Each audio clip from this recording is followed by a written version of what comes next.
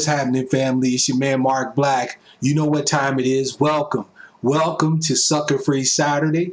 I want to thank all of you in advance for joining me today. I hope you are having a fantastic weekend. I know that I am. Before we get started, just a couple of things before we go in as usual.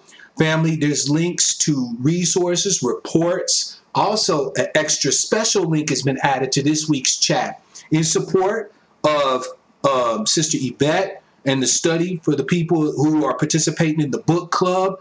I have a link, a direct link to Amazon where you can purchase a discounted copy of They Were Her Property. Clicking that link will get you a good rate on the book via Amazon. It also helps to support my work. So please, if you're interested in participating in the book club, it's going to be January 20th, so you have plenty of time to be able to read the book. Go ahead and order through me, right, which helps me out and also gets you the information you need. So make sure you take a look at that. There's also links in the description field of every video. If you feel like supporting your brother's work, I got a powerful need to eat sometime this month. And so any little bit that you feel like contributing, tipping, donating, whatever you want to call it, is very much appreciated. I don't care if it's 10 cents or $10,000, although I will flip out if somebody gives $10,000, right? So, Before we continue, let me go ahead and shout out everybody as usual. Rules of the house. If you are angry black sheep, they already know. But for those of you who are new, if you're here, you don't have to participate in the chat. But if you're able to, go ahead and pop your name in the chat so I can show you some love, shout you out. Yes, I did, Tam. It was getting wild. So let me shout out to Void Ninja. Extra special shout out to Cool Onk 1975 who gave $10 right from Word Say Go. I appreciate the love, fam, and I thank you for your support. Shout out to Miss Denny's in the house. Miss Denny, love you. John Anderson's in the house. Darker Visions is in the house. Sister Zipporah's in the house. I love that name, by the way. One of my favorite names from the Bible. Brother Bookman's in the house. Miss Virgo's in the house. Pretty Muslima's in the house. Dietrich's in the house. So you know how we do, fam. As you pop in, let everybody know you here and say what's up, because we are all people here. This is all family. So let's get into it. Oh, Sister Taj, fam, welcome to the broadcast. Oh boy, Peach is in the house. Quentin Mayer, I see you, fam. The topic for today is a question that's been on my mind. Shout out to the cool man, by the way. Welcome, fam, to Sucka-Free Saturday. A question that's been on my mind a lot since we had our last discussion on last Sucka-Free Saturday, where we talked about dealing with the wolf, the other half, right? Shout out to my man, Black Man 903. What it do? Ty H is in the house. A topic that's been on my mind, fam, is where the race people at? Now, before I get into the topic, right, I want to define what I mean. So to do that, I need to give you a bit of setup, right?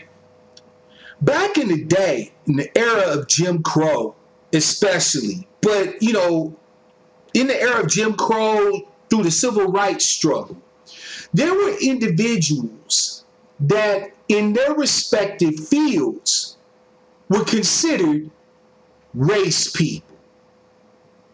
Right? And what was meant by that statement was that whenever they spoke, whenever they acted, whenever they were on, it was always all about uplifting and benefiting our people. Right? Always. One of the first race men that we're familiar with is, the term was regularly used for this gentleman, was Adam Clayton Powell. Adam Clayton Powell was a powerful race man, right? Active in politics and economics, and was all about the uplift and the support of our people, right? W.E.B. Du Bois. Thank you, Miss Denny. She said, for my efforts. I appreciate it, sister. Appreciate it. Right? W.E.B. Du Bois was with Du Bois. Sorry, he hated Du Bois, right? Was known as a race man, right? Our beloved sister Ida B. Wells was also known as a race woman, right? These people in their various fields of endeavor, their various fields of study. Peace, Miss Kwame. I see you, sister. Welcome to the broadcast. Were known for their efforts to benefit and uplift the race, right? Our ethnic group. And it didn't matter. See, fam, this is the thing to note. Race people were across the board in every area. You can look at sports. Look at Muhammad Ali. Muhammad Ali was a race man. He made it clear that regardless of how big the checks or the payoff was, regardless of how much white acceptance he was going to get, that if it wasn't for the benefit of his people, he wasn't supporting it, plain and simple, right? We have had a long and rich history of people in the political sphere, the economic sphere, the entertainment sphere, right? Nina Simone was a race woman, right? For her, it was all about uplifting and the growth of our tribe, of our ethnic group, of our race, right? So when I ask the question, fam, where the race people at, we have to ask that in light of the race people that we're familiar with from times past, from days immemorial, right? When I talked about, thank you, producer. By the way, producer, welcome to the broadcast, fam. I see you. Paul Robeson, another race man, right? James Brown. This is not to say that these people didn't have issues, didn't have this going on, didn't have that. But what it is to say is that their efforts were there with the mind to further the goals, the uplift, the uprise of our race. What really got me thinking about this was when we were talking about the strats, we're dealing with the Republicans. One of my brothers brought up some really good points about how so many black conservatives get over there on the other side and they sound remarkably like the Dixiecrats, like the white supremacists that are already over there, right? But then if you're thinking that you'll find race people, right? You know, people who are about the uplift of the black descendants of United States slavery. On the Democrat side, you'd be sorely mistaken as well. There seems to be the complete absence of race people anywhere in politics. When you look at entertainment, like sports, the most we can expect from most entertainers is to ape the worst of the caricatures of what and who we are as a people. We don't get race people anymore in entertainment. What we get is ASAP Rocky, who's about flossing his gear, chasing after women. He ain't no political activist. He don't care what's happening to his people, right? When you look at economics, we don't see race people. What we see is grifters who will use our pain, who will use our struggle and our ancestors' struggle for a come up, who will only speak to us if they can market to us. Shout out to Mike Just Done It and Sister Toolbox. Welcome to the broadcast, fam. So in the sphere of economics, we don't have race people anymore. In the sphere of justice, we don't have race people. Many of you, as afraid of the police, of law, so-called law enforcement as you are, shout out to my man Steak says hi, welcome fam. Many of you are more afraid of law enforcement officers that look like you. You can almost count on them coming down on you like a ton of bricks, as opposed to paying attention to your issues, to your needs, to your concerns. When you go before the judges, the judge that looks like you is just as likely to sentence you to just as much time to violate your civil rights as the ones who don't. Where the race people at? Right? Because it is not unpatriotic. It is not un-American. It is not to the detriment of anything that makes us us to support everything that America has to offer beneficially and still be for your people.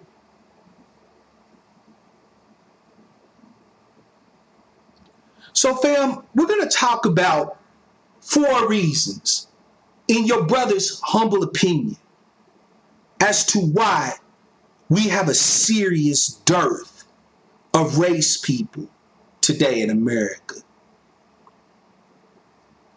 The first thing that I want to talk about, the first reason that I've seen, is a combination of a couple of things.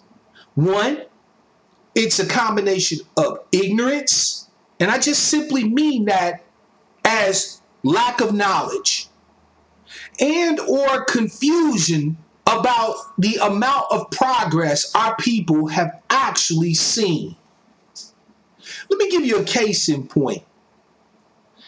Pop one in the chat, all of you who remember when Barack Obama was elected president of the United States, and you would turn on the mainstream media, the pale stream media, and you would see this term being thrown about like pinballs in a pinball machine. The term post-racial. Hit a 1 in the chat.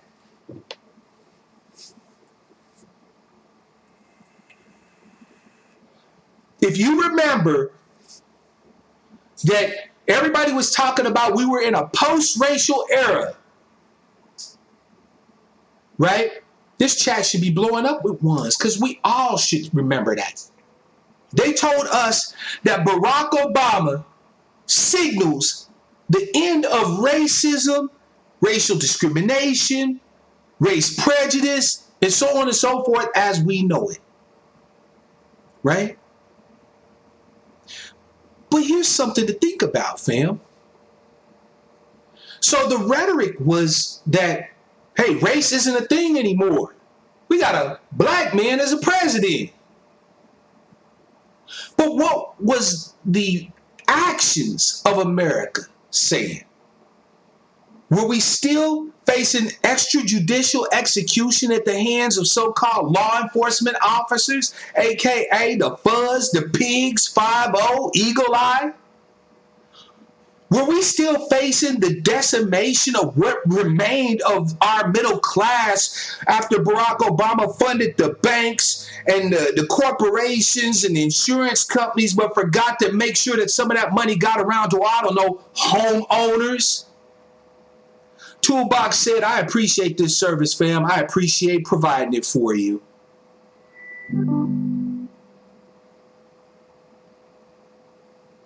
What did we see as the real actions of America, right? Were we all of a sudden in the promised land where the racial wealth gap had been completely eliminated, where you had just as much opportunity to live as an American as all the rest of America? Did that somehow magically come to pass? Because if so, fam, I think I missed it.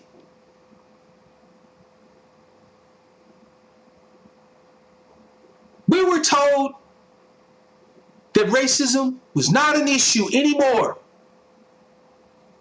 because the leader of the free world was a black man. But the reality of our circumstance was something that everybody seemed to have glossed over.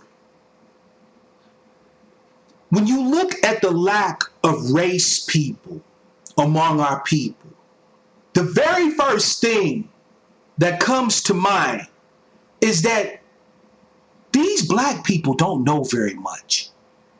Sure, some of them have degrees. Some of them have letters after their name or titles. And they may be specialists in many different areas.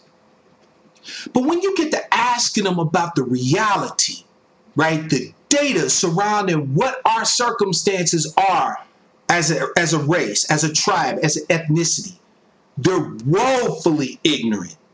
These are the same people that try to sell you a line of goods that you should be about the uplift, the growth, the defense, the protection of a continent you've never even been to, while telling you that should you up yourself, big up your people, big up your tribe, that you're xenophobic, that you're provincial, that you're nativists.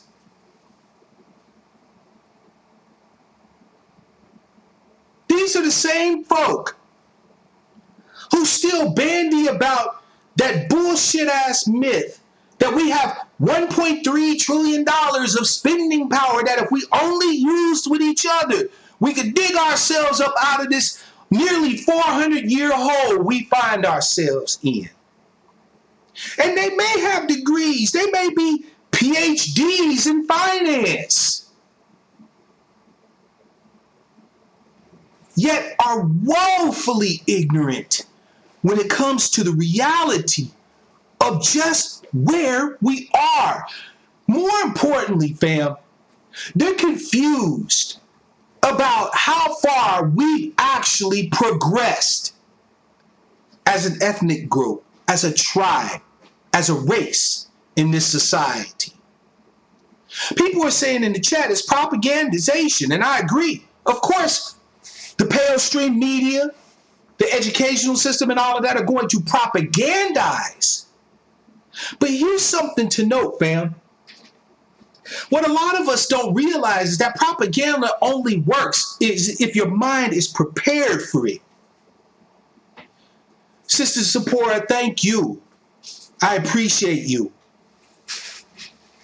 Propaganda and indoctrination can only work in a mind that has been properly fertilized for it, right? Where you hold the rose and you've got the fertilizer there. Only then can I come and seed the bullshit. But if I already have good growth going on up here, can't nobody come and just seed anything up here. You feel me?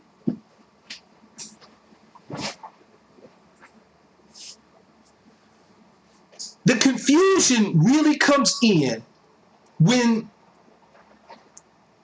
they hear this rhetoric, this propagandization that talks about that we've progressed so far, that we've gained so much, but that stands in direct opposition to their own lived experience. Fam, I want to introduce you to a concept today that some of you may be unfamiliar with. The concept is called cognitive dissonance. What cognitive dissonance is it's a psychological tension that is set up in your mind when your beliefs come into direct opposition to new information, right? So you have the system at large propagandizing for us to be a people of progress, a people of growth, right? Highly aspirational. You know, you hear these people always quoting our esteemed brother and ascended ancestor MLK with quotes like, the arc of justice is long, or the arc of history is long, but it bends towards justice, and things like that. Like Dr. Leslie Branch, in her book, which I'm going to have to make sure to pop a link to her book in the I will. I'll make sure to put a link in the comments after this video is done. But Dr. Leslie Branch, in her book, talked about us as a people bearing a paradoxical ebullience. In other words, we have this hyper optimistic attitude that is paradoxical because it is belied by the data of our circumstances.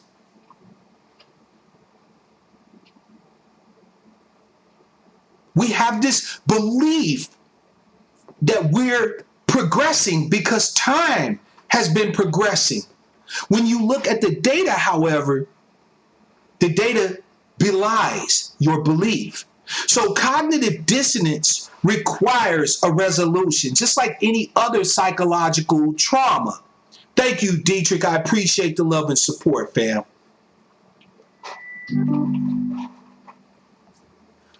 Cognitive dissonance, when this situation obtains, has to be resolved. Now, it's usually resolved in one of three ways, right?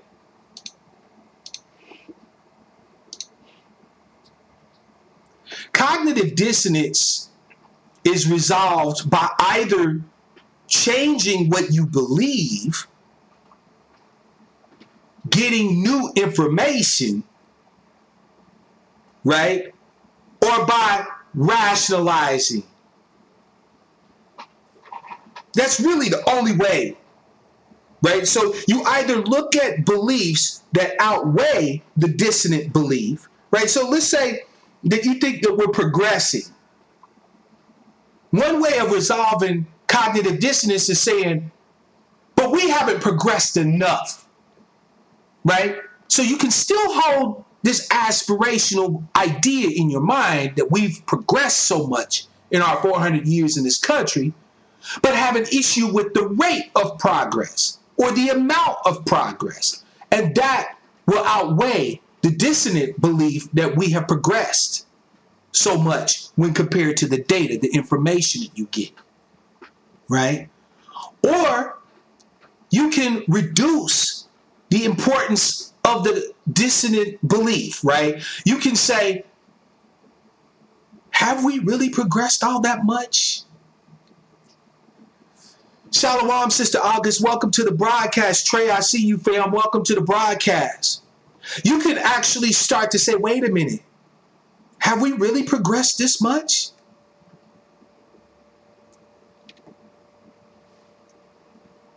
Or you can change the conflicting belief so that it's consistent with other beliefs or behaviors, right? In other words, if you have data that suggests that we haven't progressed, but you have the idea in our head that we have progressed, then you simply change that belief to reflect what you kind of already know.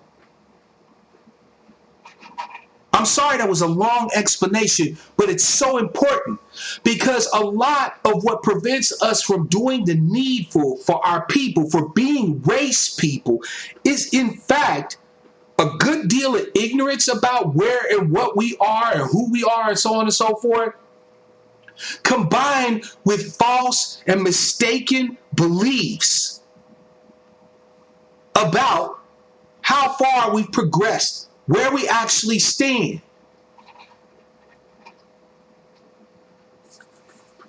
The second thing that I've noticed that prevents the rise of a mass number of race people, fam, and this is going to be as simple as I can make it, is shame. You see, when you look at all of our race people in the years previous, there's one thing, if you get nothing else from them, there is one thing that you get from them that outweighs everything else. Those people were proud of the people they come from. There was a racial pride. There was a sense of, I am a part of a worthy people, a great people who descend from worthy people and great people. Unsunken One and Little Lady, I see you, fam. Welcome to the broadcast. All of our race people, 201, were proud to be members of our tribe. You couldn't tell them shit when it came to us, fam. They wasn't trying to hear you.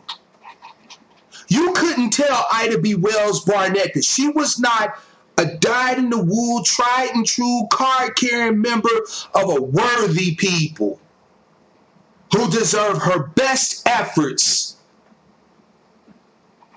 who don't get the leavings that she's got left over after she done went and worked for the white folks and the Latino folks and the Asian folks and everybody else. No, they deserved her best efforts first. You couldn't tell Adam Clayton Powell that he was not a member of a worthy people who deserved his best effort, his first effort. Not the crumbs that's left on the table after he done compromised all of our political capital away. Like James Brown said, I'm black and I'm proud. You couldn't tell James Brown that he wasn't a race man. He wasn't even trying to hear you.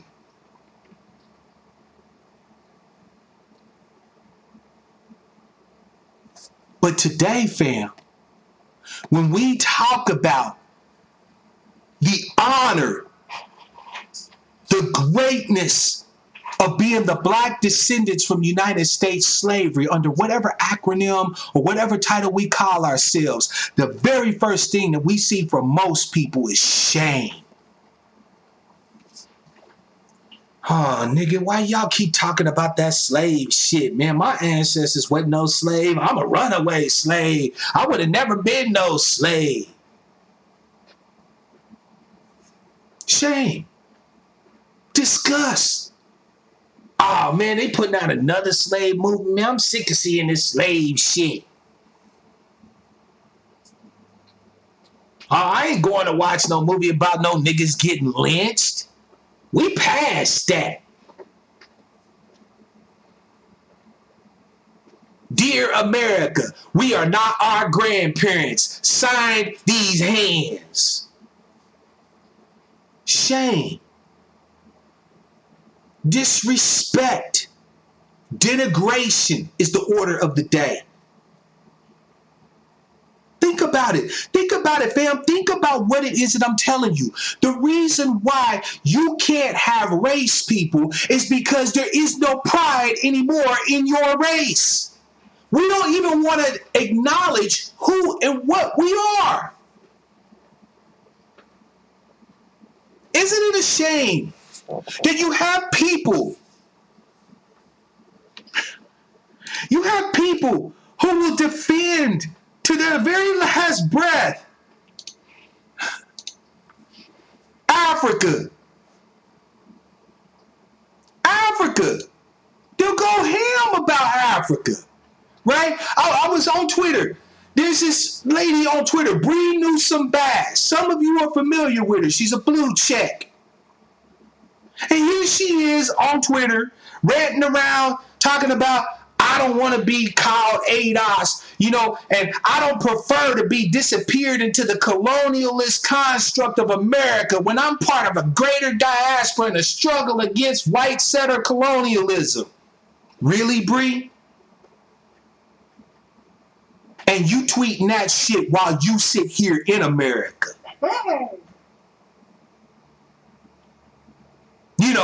Taking advantage of all that good American imperialism.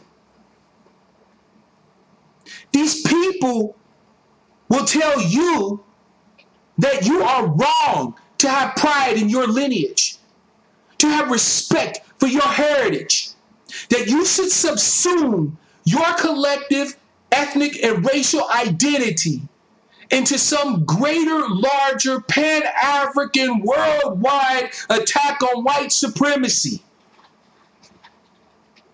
Meanwhile, they sit their ass right here.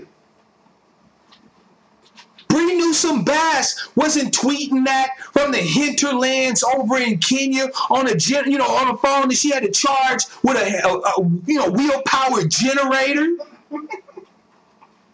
That bitch is comfortable right here in the United motherfucking States, happily living off of the fruits of American imperialism, while getting to lecture you, because you got the nerve to actually want to take your place in the country where your ancestors' bones are buried. Shame.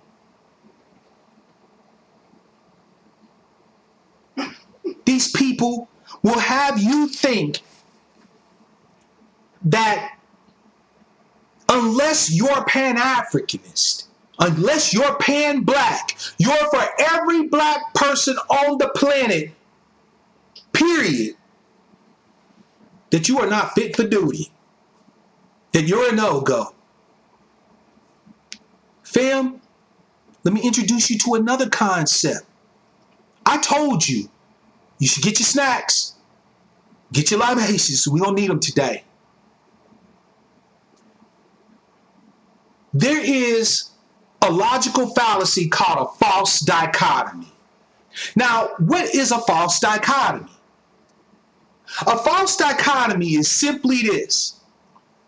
It is trying to force you into seeing logically that there are only two options when there exists more than one option.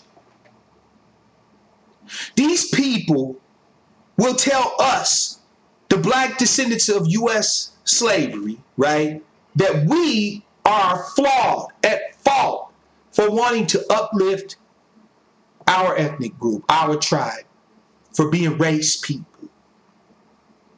As if the idea of us working for our own interests, for our own needs, based off of our own specific set of circumstances and issues, and also looking back historically at the continent as the motherland, are mutually exclusive, and they are not. You will never hear me say that one cannot be for the black descendants of United States slavery or be a Pan-African. You can easily be both. So to frame that to us as if it can only be one or the other, as either or, is a false dichotomy. Because you can be both and. These people talk out of their ass and they think because they have a little bit of shine from liberals, from, various white institutions, because they got, initials after their name, or they got a little bit of spot on the pale stream media, that they could just talk out of their ass to us and shame us into denying our birthright. It is your right, fam, to honor the people from which you descend. It's your right to big up those from which you hail. Everyone else does it. Everyone else. Every group, every tribe, every people, every nation has their national heroes. Except you. You're not allowed to have any national heroes. Everybody can honor George Washington, Vlad Tepes if you're Transylvanian or Eastern European, right? You can value Charlemagne or Hannibal or Ramesses III and so on and so forth. You can big up all the heroes of your people you want. But if we try to big up Harriet Tubman, we have to suffer the indignity of her legacy, being shamed and disrespected throughout the media, where people make jokes about her, like that motherfucker, what's his name? Damn it. He's a rapper producer, who did a skit about Harriet Tubman on some old disrespectful shit. Russell Simmons, right? They try to shame us. They crack jokes about our national heroes,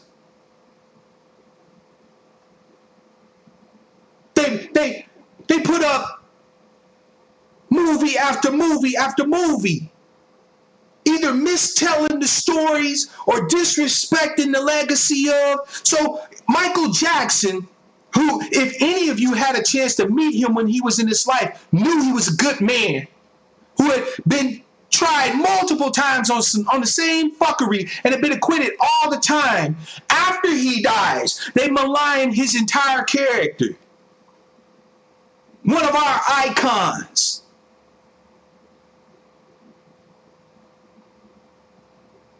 This is how Apple was able to squelch the banker before it even came out.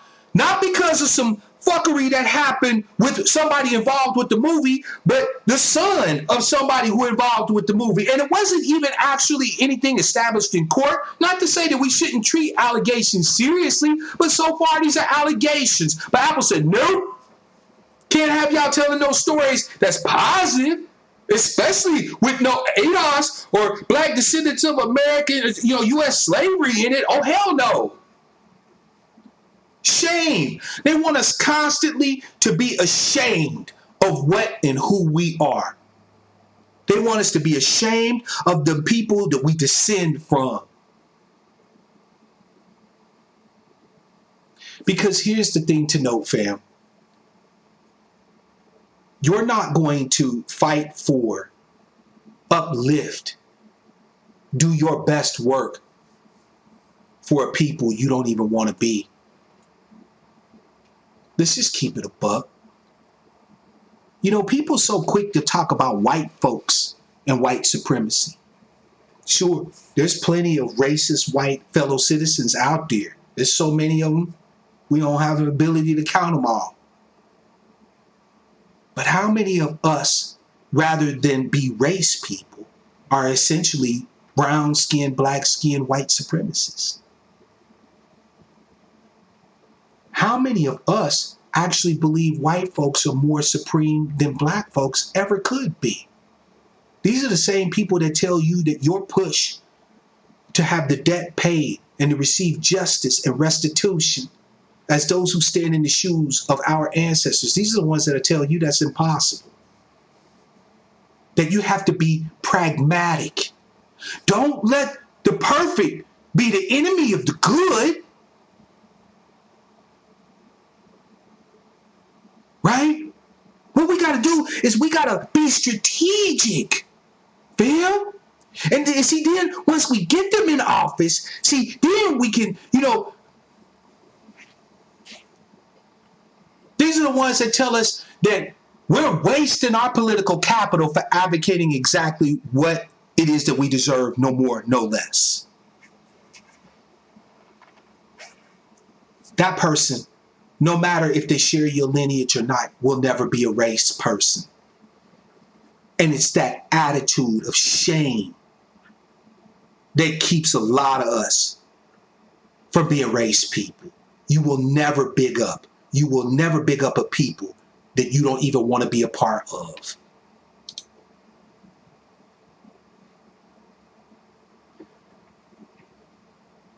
The third thing, fam, that I notice is a direct cause of us lacking race people today is the psychological defense mechanism of rationalization.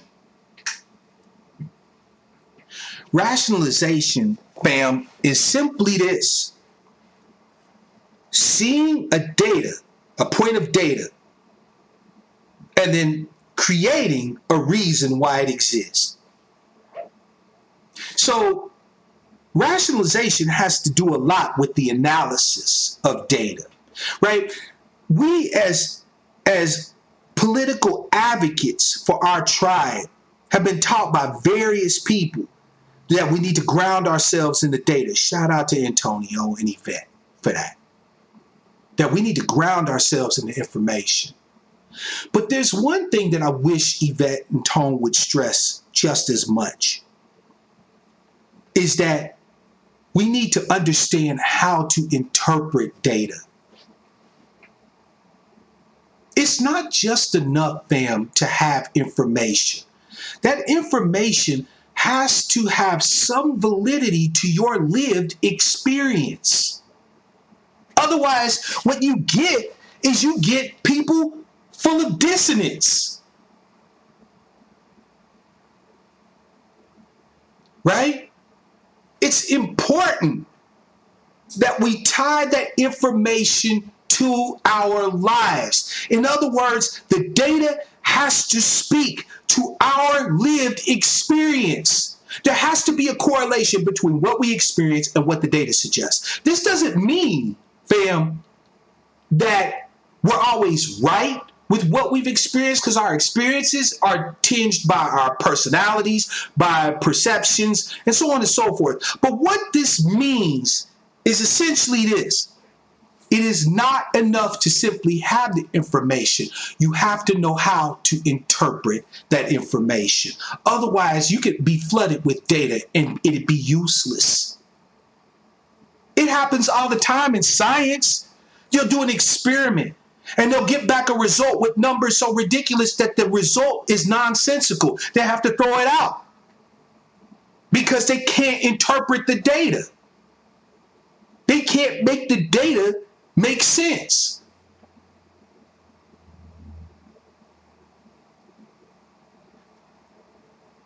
Because we are a pattern recognition and pattern seeking species, even if we don't understand what the patterns are, we will make patterns where there are none. Don't believe me? Look up optical illusions. Your brain fools you all the time. Right now, as we're speaking, as we're having a conversation, your brain is tricking you. It's tricking you with tricks of perception and perspective, tricks of light. It absolutely matters how data is interpreted. Because if we don't have a framework,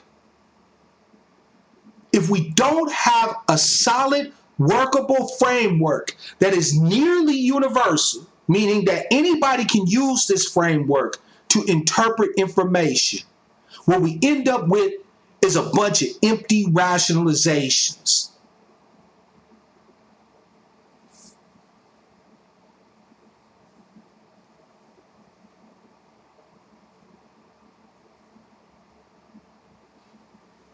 You remember when Walter Scott was shot and killed by Michael Slager, fam? When we first saw the video, right, there were many people that rationalized what happened to him. He was running from the police, and the policeman shot him down. That's what we knew at first. That was all we knew. Do you know that people created an entire timeline that started well before the clip we saw and it finished after the clip we saw to rationalize what we now know was the murder of our brother?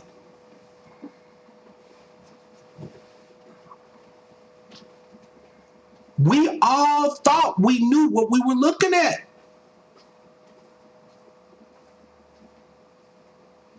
But how many? How many people rationalize that? How many of us rationalizes stuff like that? You know, see, these niggas always running from the cops. All they have to do is just sit there and then they can go home. That's not white folks. That's us. The whole respectability politics shtick is rationalization. One of the sayings that I love, that I adhere by, fam, that I want to share with you. I'm not the first to say it. I'm not going to be the last. Shout out to Neely Fuller. He said, unless you understand racism, what it is and what it does, everything you think you understand will be confusing to you. It would only serve to confuse you, right? The thing is that if you understand nothing about racism, You understand that in order for it to be effective in traumatizing and brutalizing you, it has to be extreme, arbitrary, and ultimately unknowable.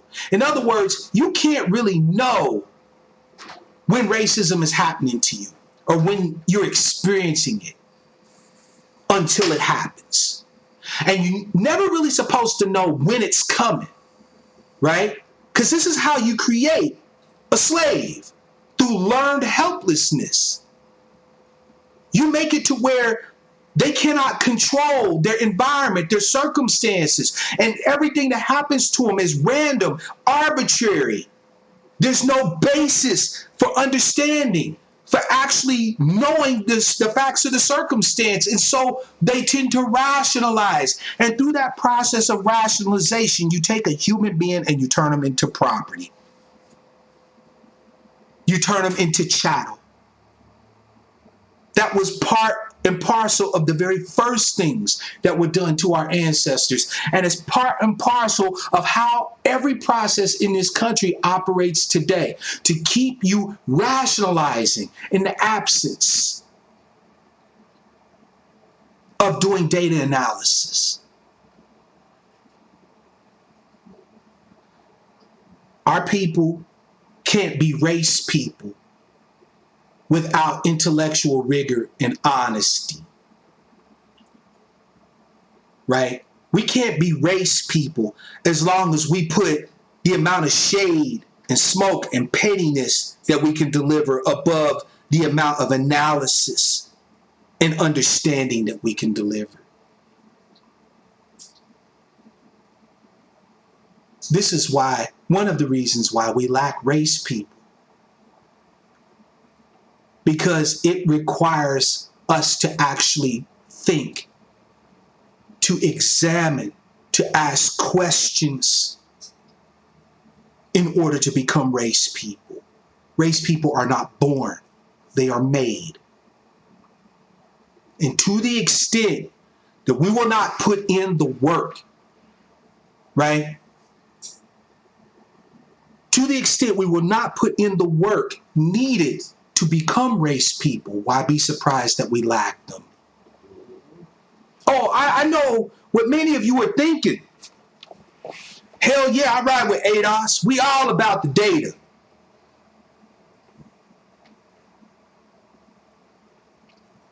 But the thing of it is this, fam. Are you really? There's a lot of people right now who have jumped on board this political advocacy who are hype. They have the fervor of a new convert. Nobody is more diligent, more dedicated, more devoted than a convert to anything. Trust me when I tell you. And they will tell you all day how they've been studying this political thing frontwards and backwards. Have they really?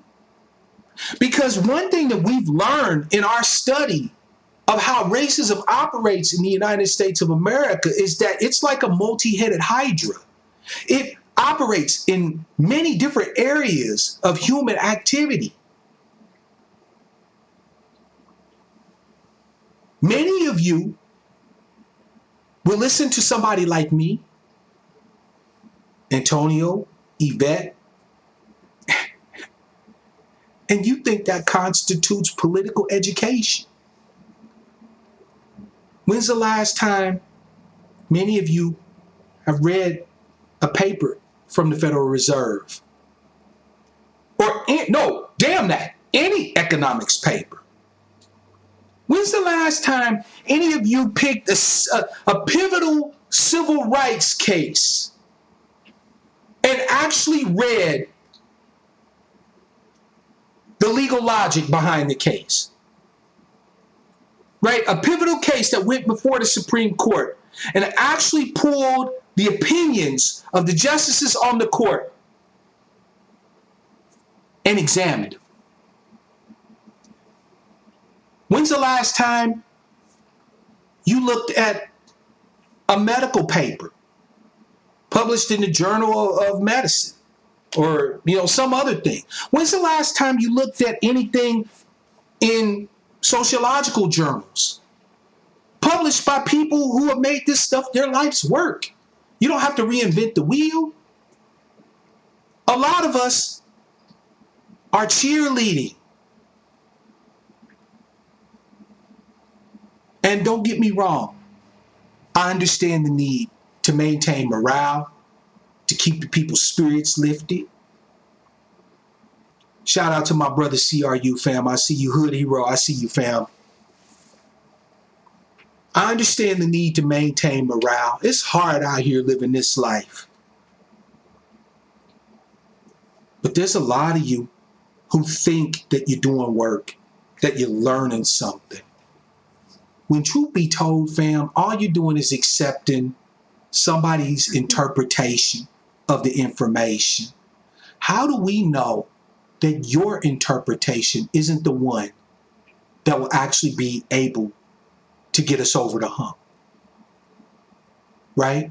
For all the stuff that I talk, for all the stuff that Yvette talks, or Professor Black Truth talks, for all the stuff that your influencers speak on, how do we know that it won't be you that unlocks the key or unlocks the golden door, right? How do we know? I continually challenge all of you to don't trust me. I have biases, have gaps in my knowledge. I have things where I just don't give a fuck, right? You can't trust everything I say.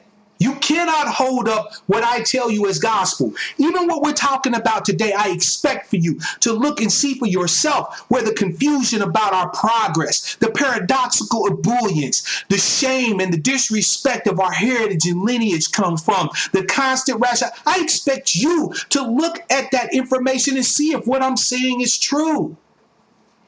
Because if you're not willing to do that, you're just a cheerleader.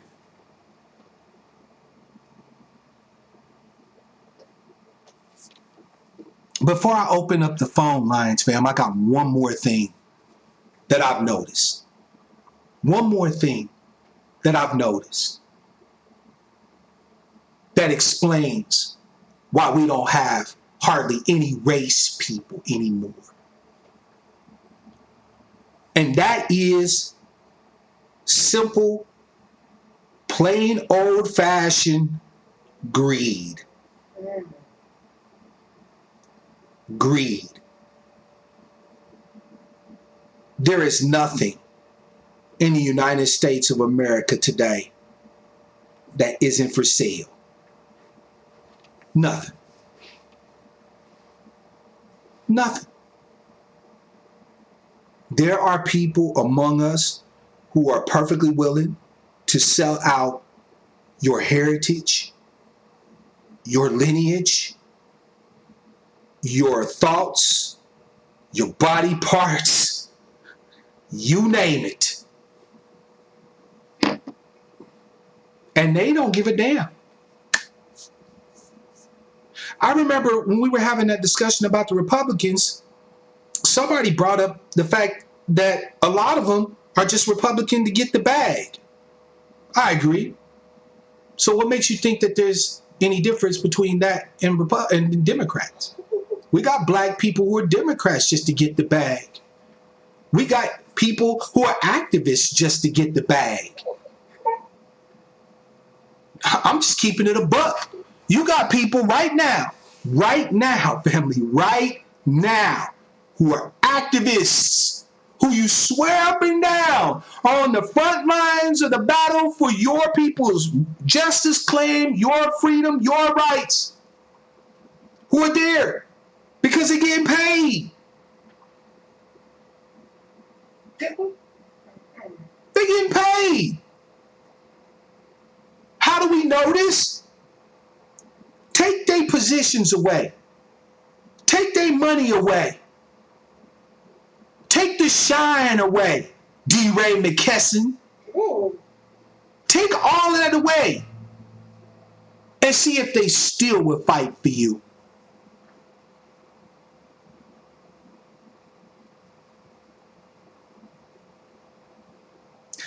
Like Aboriginals say, these people speak with a forked tongue. They advocates for you in front of your face. When they get behind closed doors with the people that's cutting their checks, though, it's a whole different story.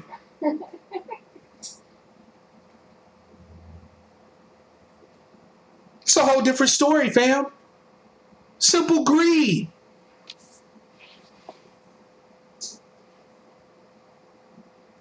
You can't have race people as long as they willing to let white people be the highest bidders. Because we can't call it all the time. This doesn't mean that we can't call it sometimes.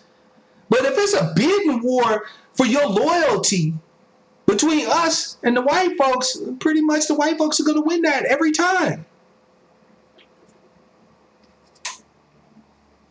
And what's worse is they're paying you with ill-gotten gains with the money they stole from you. So it's a double win for them. They don't have to do justice for all of your people. They just got to treat you nice. Right? They ain't got to pay this debt that they owe our ancestors to all of us. You doing all right, though.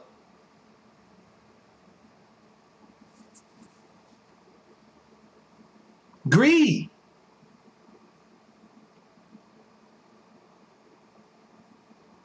This is how you get people go from standing up on national TV saying George Bush doesn't care about black people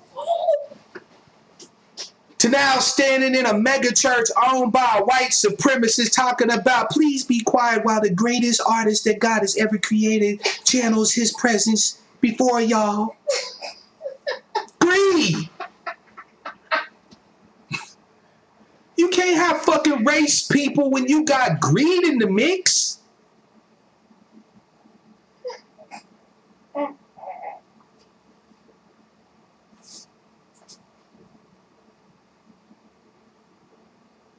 Fam, stop me if I'm lying. Stop me if I'm lying. How many greedy motherfuckers we got out there that will sell out everything of anything just for a little bit of shine? A little bit of the soothing balm of white acceptance. Right? Avarice, greed, all right. How many? Oh, when they're around us, fam, oh my God, they firebrands. Man, we need to go out here and we need to kill these crackers. Y'all just don't know. Put their ass in front of a bunch of white folks and hand them a check, though, and see how quickly the story change up.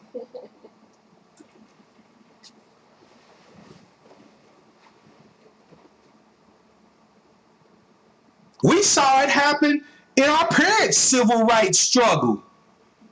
All these so-called firebrands that started getting elected to local offices and then national offices and regional offices. And all of a sudden, that same stridence that they had as race people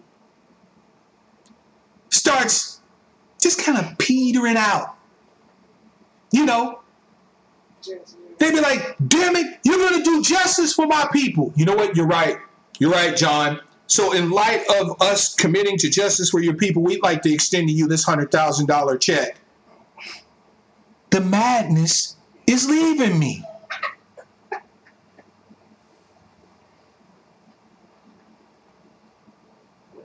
Fam, they be poverty pimping us. You know, activism for pay. Shit. Al Sharpton made an entire career of activism for pay. Benjamin Crump's whole law practice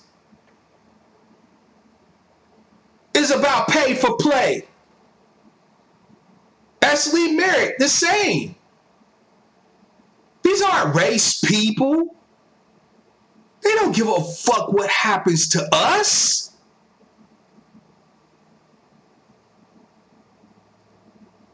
Michael Eric Dyson making money off of books about Jay-Z. But he's supposed to be a race man. Jay-Z sold poison to our people, continually sells out the white capital at every chance he gets. You can't have race people when your whole loyalty, everything about you is on the auction block. You ain't nothing but a high-powered, high-priced ass slave.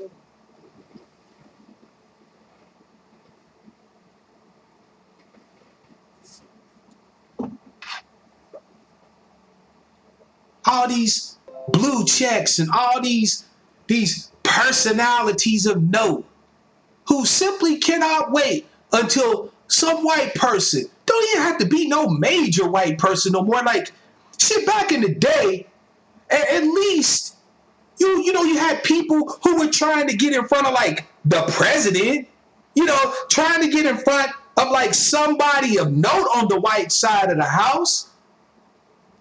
But these people will get a pat on the head from some random white person on Twitter and will completely sell you the fuck out. I really agree with you niggers. See?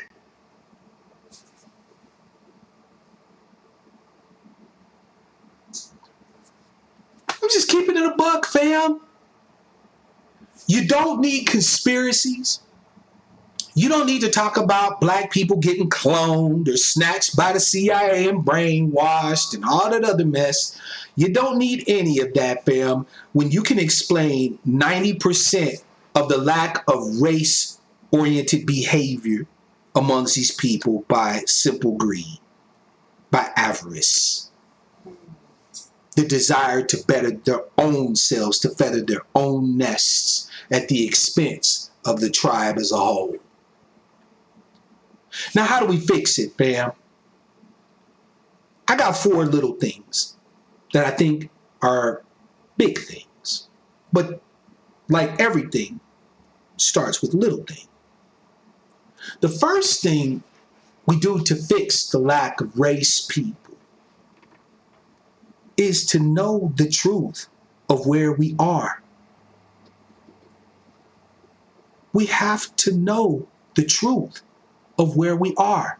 No more trying to hide behind paradoxical ebullience, behind this nonsensical optimism.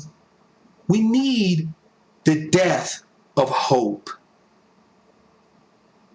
I really believe that, fam. If you need to know what I mean by the death of hope, it's very simple. Hope is a poison. You don't believe me? We got sold hope by the truckload in 2008. And we got a president that was able to do some of the most hurtful, worst shit to us that we've seen in recent history.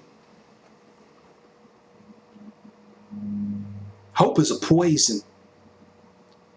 I need us to have a little bit more cynics amongst our people.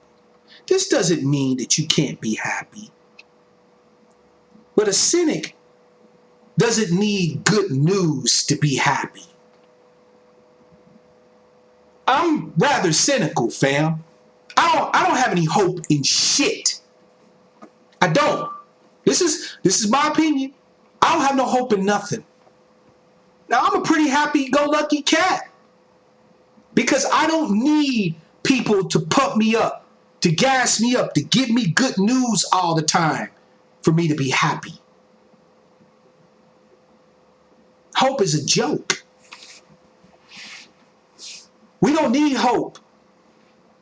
What we need is the facts. We need that. We need the facts. Keep your hope. It ain't served us in no good stead. We've been the most hopeful people in this country. For what?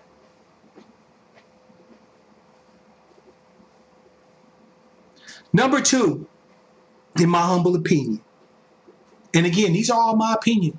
I'm going to open up the lines. You call in and dissent, converse, discuss. You know how we do. But number 2, we need to accept the truth of who we are. And the truth is that we are the black descendants of the United States slavery, or the American descendants of slavery, foundational black Americans. That is who we are. With all of the good and bad that comes along with that. We've had a rough history in this country, but make no mistake, this is still our country. We built it. We're the living evidence of the greatest crime of humanity ever committed. But we are also the living evidence of our ancestors' capabilities and abilities to overcome. Those are not mutually exclusive. We are both and. And that is the truth of who we are. We descend from people that were once legally and by custom known as property in this country. And the fact that we're still here to tell the story is a thing that should instill so much pride in you, it's not even fucking funny. Both and.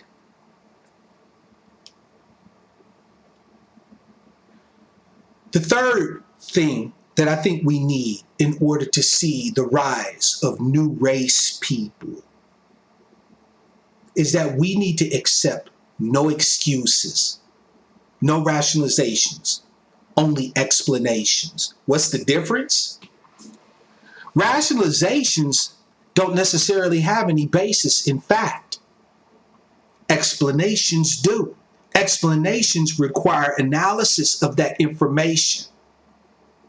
Like I said, the first thing is we need to know the truth.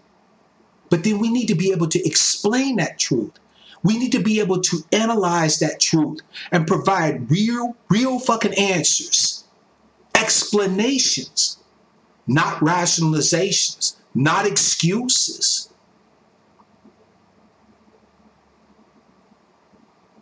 If we want to be race people, in my humble opinion, fam, it is not going to be enough for us to cheerlead on people we think are providing us the information. We are actually going to have to go and get some of this information for ourselves. And we're going to have to go further than the people we listen to. I get off of this broadcast tonight, and I likely will be studying something the whole rest of the evening. Now, I do it for two reasons. One, because I've made it a commitment to share that information with you and my analysis of it. But number two, because there were people that provided me with the basis of the knowledge that I have, and it is my job to go beyond them. I am going beyond them, not to slight them, but because we need the answers. We haven't found them yet. We need explanations, not rationalizations, not excuses, not more empty hopes. The last thing that I feel, in my humble opinion, would increase the number of race people that we have available is that we need to support each other. And I mean that in every sense of the word, right?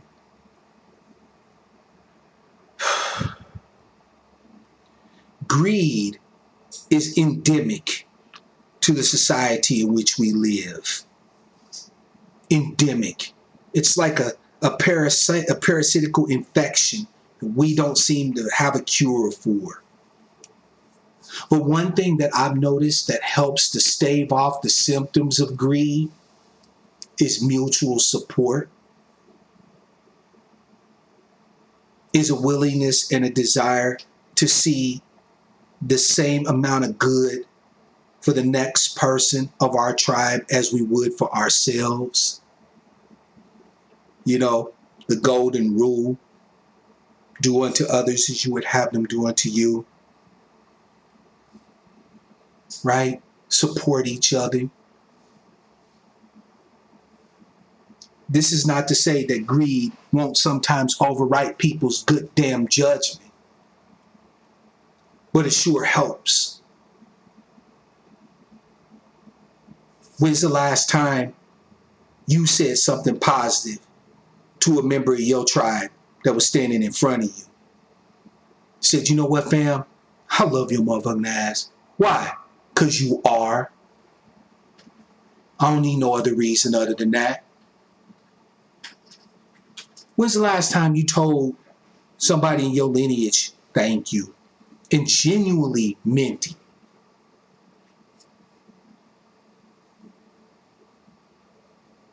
When's the last time you saw one of your brothers or sisters struggling and you said, you know what? I ain't got a lot, but they ain't got shit. Here, let me give them a little something. They didn't have to ask you for it. You saw it and you did it.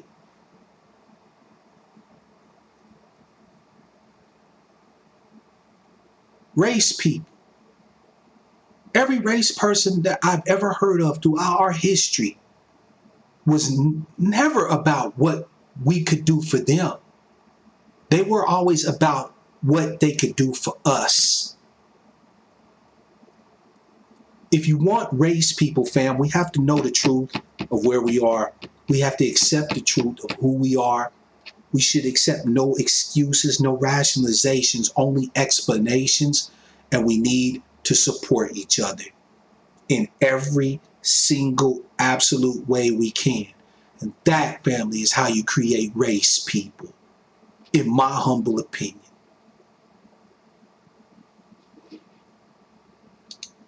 Four two 296-1980 is the number, fam.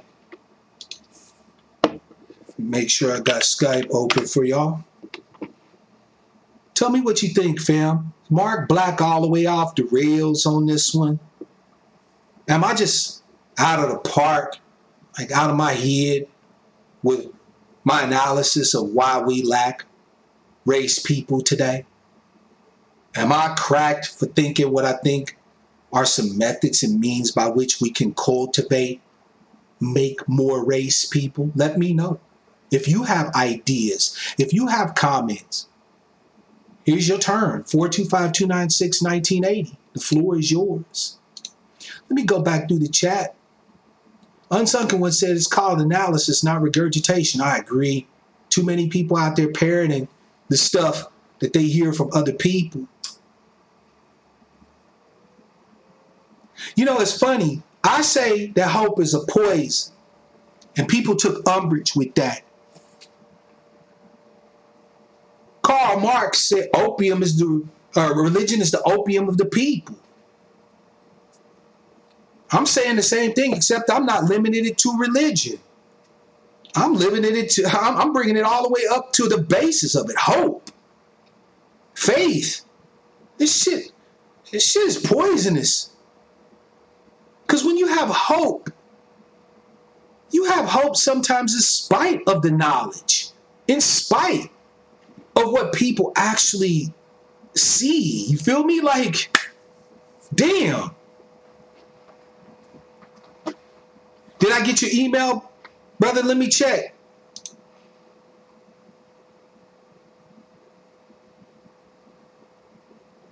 Remind me what your email is about, fam, because I got a couple of emails, 3-4 emails in here.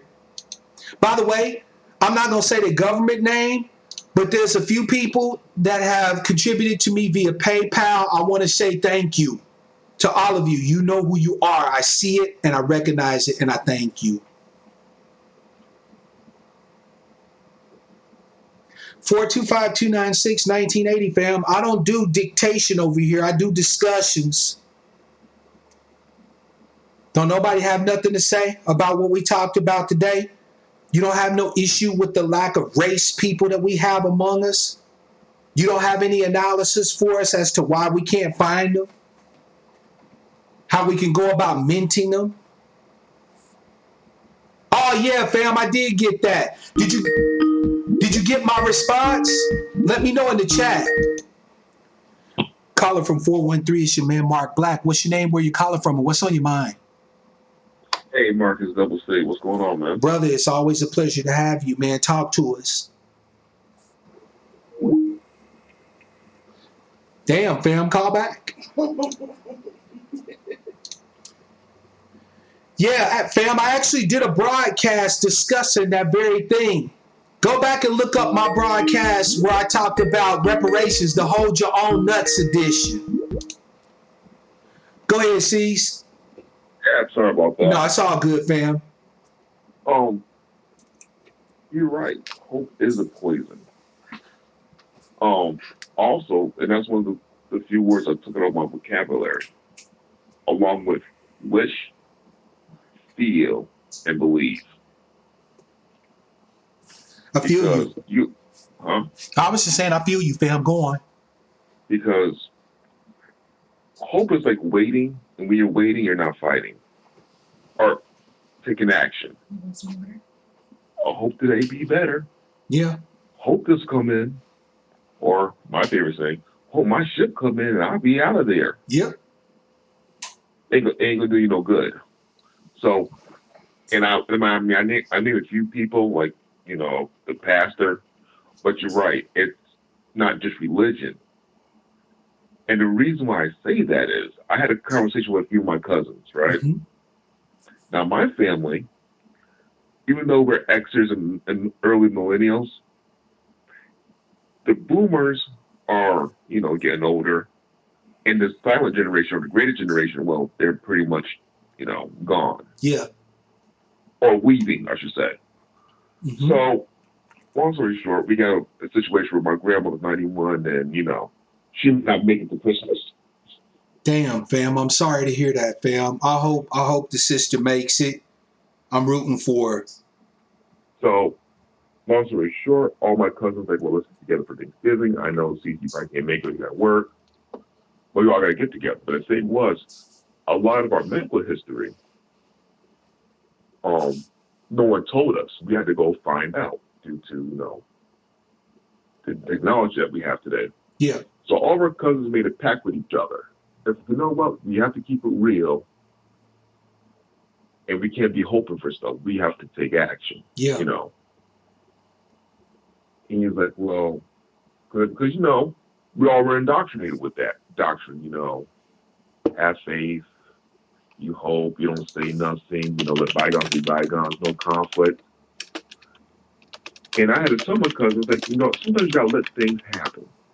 You can't be sitting around waiting for stuff. You gotta let things happen. If there's a problem, you should confront it. Not hope it'll go away if you don't say anything about it, because it makes problems worse. See, I was somebody asked in the chat, fam, doesn't Christianity teach us to hope? It does. But that's that. But here's the thing. I'm not going to sit here and bash Christians because I know better. First of all, Christianity does teach you to hope or to acknowledge that there is a hope. But Christianity also teaches you to work out with fear and trembling your own salvation, right? Christianity is supposed to be a work. Consider yourself a spiritual athlete, if you will, right? It's not enough to just have the hope. You're supposed to do the work, right? You know what I'm saying? Yeah. So I just wanted to interject that in there because a lot of people, and I'm not Christian, so I don't have a horse in the race, but I'm just telling you what Christianity, teaches. So, well, as grown up in a Christian household, you're right. You're absolutely right. Even though I got away from that, the organized part of it. Yeah. Lack of a better term. If you take the organized part of it out, is the organized part that teaches you how to hope and basically be not subject. They weaponized it. I'm not saying the right words. No, fam, I feel where you're going from. Here's the thing, right? It's like every other thing that we, as the black descendants of United States slavery, have been exposed to. We've been given just enough of the truth to operate as the beasts of the field that we were created to be, but not enough to actually have a proper analysis of things, right? This is why This is why I can continually tell you that we lack race people because we won't put in the heavy intellectual lifting required to learn what gaps we have, right? There's a lot of things about this world, fam, that our people are ignorant of, that this society works to keep people ignorant of in general, but specifically to keep us ignorant of, right? You don't give, like I said, Cease, you don't give beasts of the field literacy and numeracy, right? You don't give them the ability to use critical thinking. You don't give them the tools of logic and rhetoric and philosophy. Why? Because people, when they have those, can take the information about the environment in which they exist and analyze it for themselves. And once they do that, you can't know what their response is going to be. You can't control a people that have access to those tools. We have access to those tools, fam, but to the extent that we don't use them, then what's the point in having them, right? What do you think on that, C's? Go ahead, fam. Um, make sure there's no feedback here. Oh, okay. I do agree with that actually. And it's funny that you said that because I just had a conversation with all 20 of my cousins about this. Yep. Yeah. Oh, If you all right. if you But have your hope to me, okay, for those of you who say that you want to maintain or retain hope, do you, boo boo? I offered my opinion on it. That's neither here nor there. But let me ask you this: what purpose is hope supposed to serve in your life? If hope is like every other emotion, right? Emotions are designed to drive actions.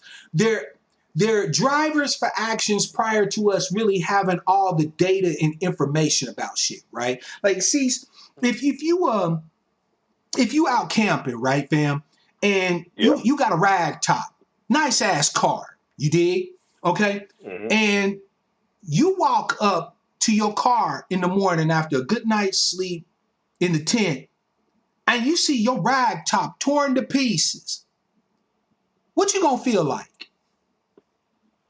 What the hell happened? You gonna be madder than a motherfucker, I assume, right? Oh, yeah. After the initial shock, I would Yeah, be. you're gonna be mad. You're gonna be like, what the hell? Who did this bullshit? Come out here tearing up people's car for no reason, right? That anger motivates you. It's supposed to motivate you. Now, you open up your car door, and inside the car, you see the package of cookies that you left in the car last night, and it's all torn up. Now you're starting to gather some information. Maybe it was an animal to trying to get the cookies that tore up your rag top, right? Guess what happens Yeah. to your anger? The more information you get, the more data you get, the more you understand the circumstances. What happens to your anger? It subsides a little bit because, like, oh, crap.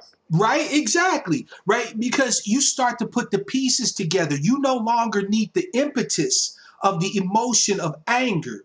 Right? You put that anger Mm. into analysis, into understanding the exact reality of your circumstances. Right? And after a while, gathering the information and so on, you realize, damn, maybe it was a bear that got it, or maybe it was, a raccoon that got it. Right? And you start to like, Mm. well, shit, that one was on me. Stupid ass should have left my cookies in the car. You kind of laugh it Mm. off and keep it pushing, right?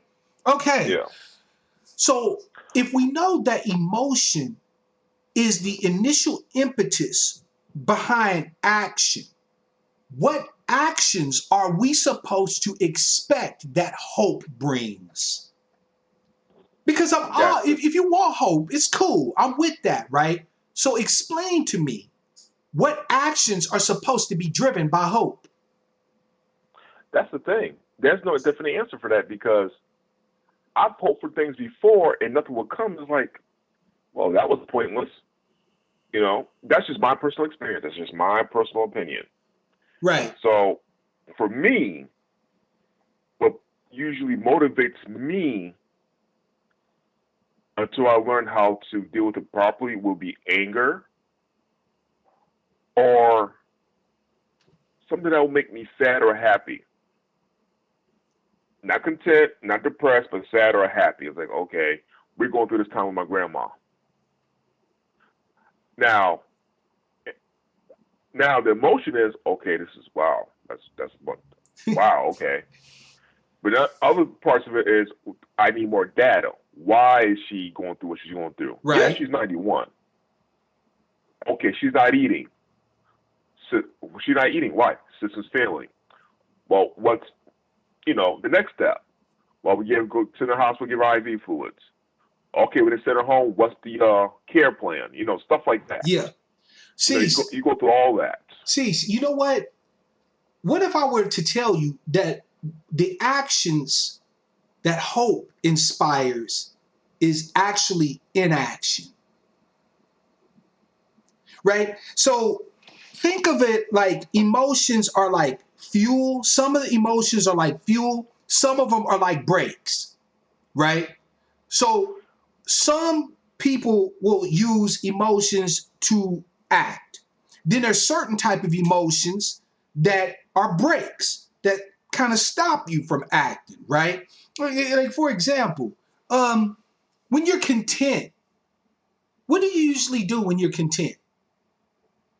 If I'm content, I don't do nothing. Exactly. Why? Why would you do anything? When you feel content, you're wanting to see the status quo continue to maintain itself, right? Everything is all good is what you tell yourself. Again, this is the emotion that drives certain thoughts and behaviors. When you're content, you're static. You're like, I'm good. I don't necessarily need that, right? I'm straight, right? Hope, in my opinion, serves a similar purpose to contentment. What hope is contentment without evidence of that which should make you content. So, in a simplified version of that, from what I understand, having hope is like filling your car with gasoline fumes. You're not gonna go anywhere with it. Having hope is like pressing on the brakes of the car. With hope, you don't need anything else. So you're not going to go anywhere. It doesn't drive you toward anything, right? We all have see, if you say anger, everybody can figure out what drives you to do stuff when you're angry, right? When you say I'm jealous, right? Everybody can figure out what you do when you're jealous, right?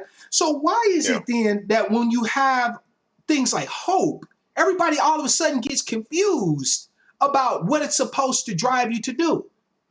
Could it be that what we call the so-called negative emotions tend to act like emotional fuel to drive actions, and what we call so-called positive emotions tend to minimize the amount of things that you do? Yes. I mean, I'm not saying I'm right, but I'm saying it makes logical sense, right? So if you have hope, then there's certain things that you're going to refrain from doing, right? You're not, when you're hopeful, you're not going to go out in the streets and riot and burn stuff down and act a plum fool and advocate and be activists. What for? Because you have the sense that it's all going to work out anyway. That hey, as long as I just believe positive, everything's going to be cool. Your feeling of hope is the action you take. That's it. That's all internal, though. That doesn't have any effect on the real world. Hope at 50 cents won't even get you a cup of coffee. But if you get pissed off and you really need some caffeine, you'll walk your ass to the espresso stand and you'll get you some coffee. I'm glad you brought this topic up about the hope thing, because one of the things, and I hate to beat a dead horse to death, that got me out of that hope phase was when Barack Obama started to run. Yeah. Because that was his big thing. Yes, we can. Hope. Yep. And somebody said, what were you hoping for? Don't pay no attention to the man behind the curtain, right? That was one thing. Hate to say it. No, I don't hate to say it. I'm not going to apologize for my feelings. We all got gaslit. Yeah, pay no attention to the man behind the curtain, right? And hope and change. Nobody stopped to ask, hope for what? Like, seriously. This is what I'm talking about, the passive nature of it. You see what I'm saying? Look, it's all right if you have a hope in something, but you still, I mean, I remember I watched a video, fam. I'm trying to remember the name of the brother's channel. Don't worry, it'll come to me. But um,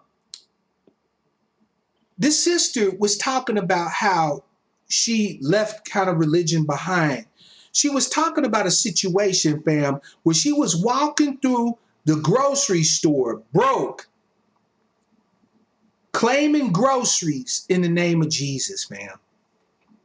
Okay, I remember. I think I know that video. Like, she had hope. She had hope in a way that I think would just be absolutely nuts for most people to have hope. She just knew that her hope in Jesus was going to get her some groceries. I'm not kidding you.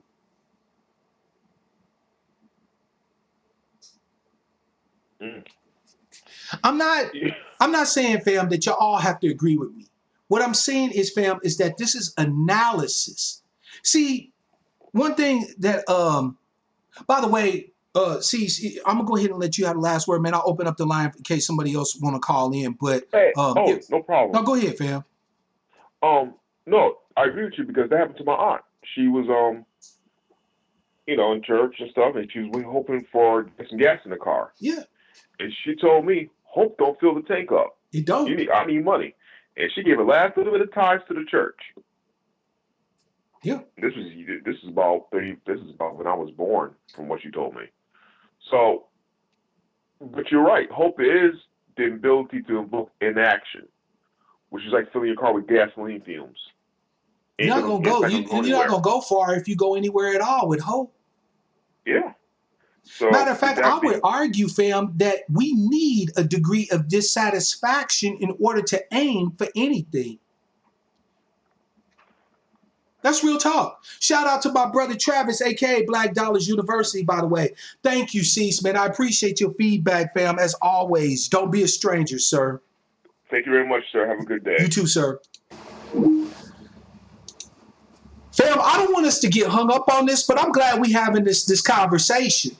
Because, you see, I don't necessarily conflate hope with optimism. Because they are different. I believe this is Sister Tam, isn't it? Oh, you know what? Call back in, sister. I'm sorry, I answered your call, but it crashed. Go ahead and call back in.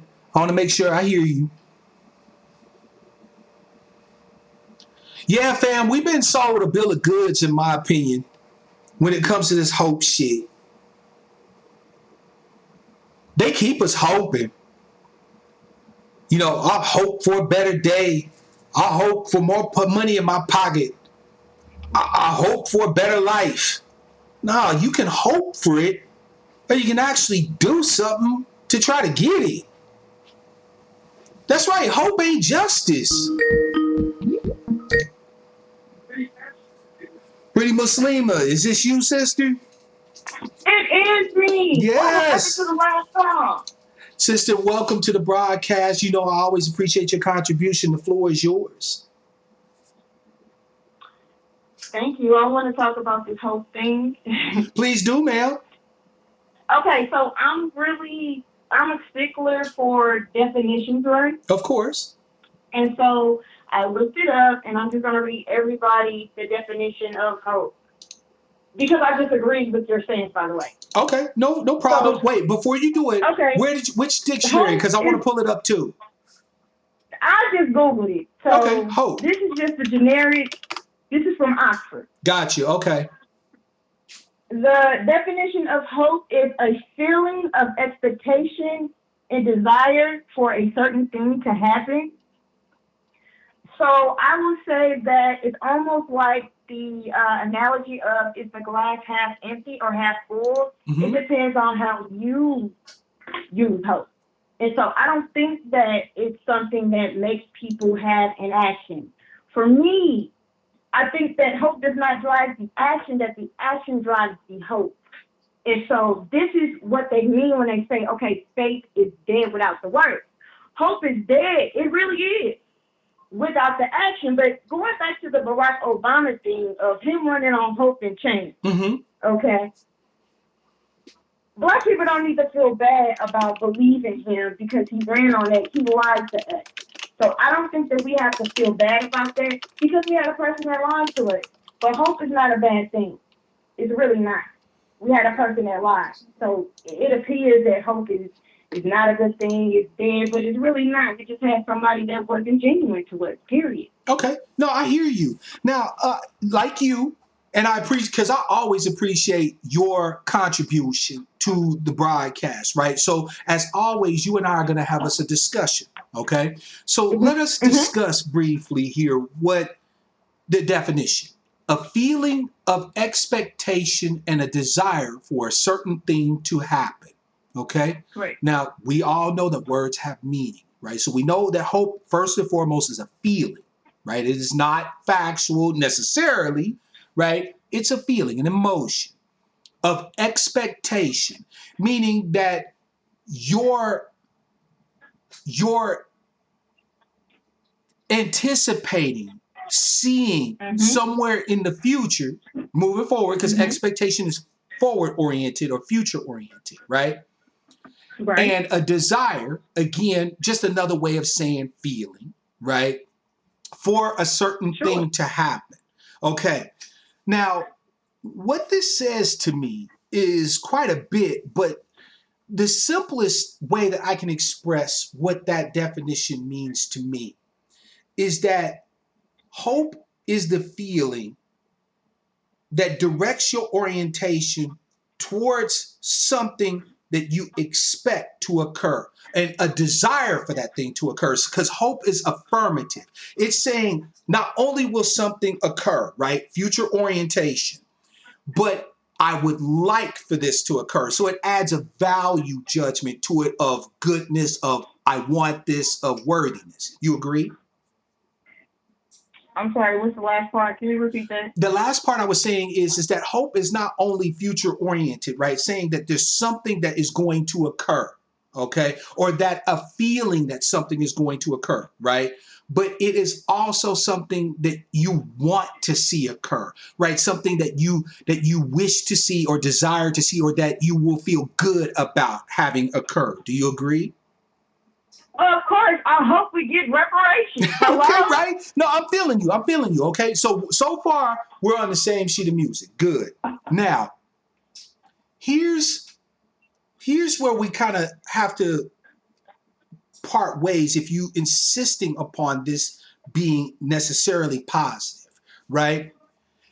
Expectation based on what? On the work that I'm doing. No. See, drives the hope. you can't do that, because that's using the word to define the word, right? That's a no-go in English. Like when you say expecting what, you say, well, what I hope, but expectation is the part of the definition. So, right, when we talk about expectation, it is important to understand what it is that you're expecting, right? Because of the future orientation. We know that whatever it is that you're expecting, you expect that it will be positive, right? What I'm asking is that expectation has to be based upon something, right? Like, there are little kids who hope that it rains ice cream when it's hot outside. But is that expectation based upon something factual? Is it based upon anything that we actually know will occur or can occur? The definition says it's a feeling of expectation and a desire for a certain thing to happen. So, yeah, the action drives the hope. That's what I'm saying. Yeah, I can say that because I'm putting the work in for me to hope for the certain thing to happen. Pause. Because I'm not saying that you're not. What I'm arguing is that you're not doing it based off of hope. Because the hope doesn't drive the action. The action drives the hope. Yeah, that's what I'm saying exactly. Now, okay, so I'm with you, right? You with me? I'm with you. I agree. All right. Okay? You saying action drives the hope. All right. So when I say that hope is a poison, what I mean is that hope in the absence of action is a poison. So, absolutely, I agree with you.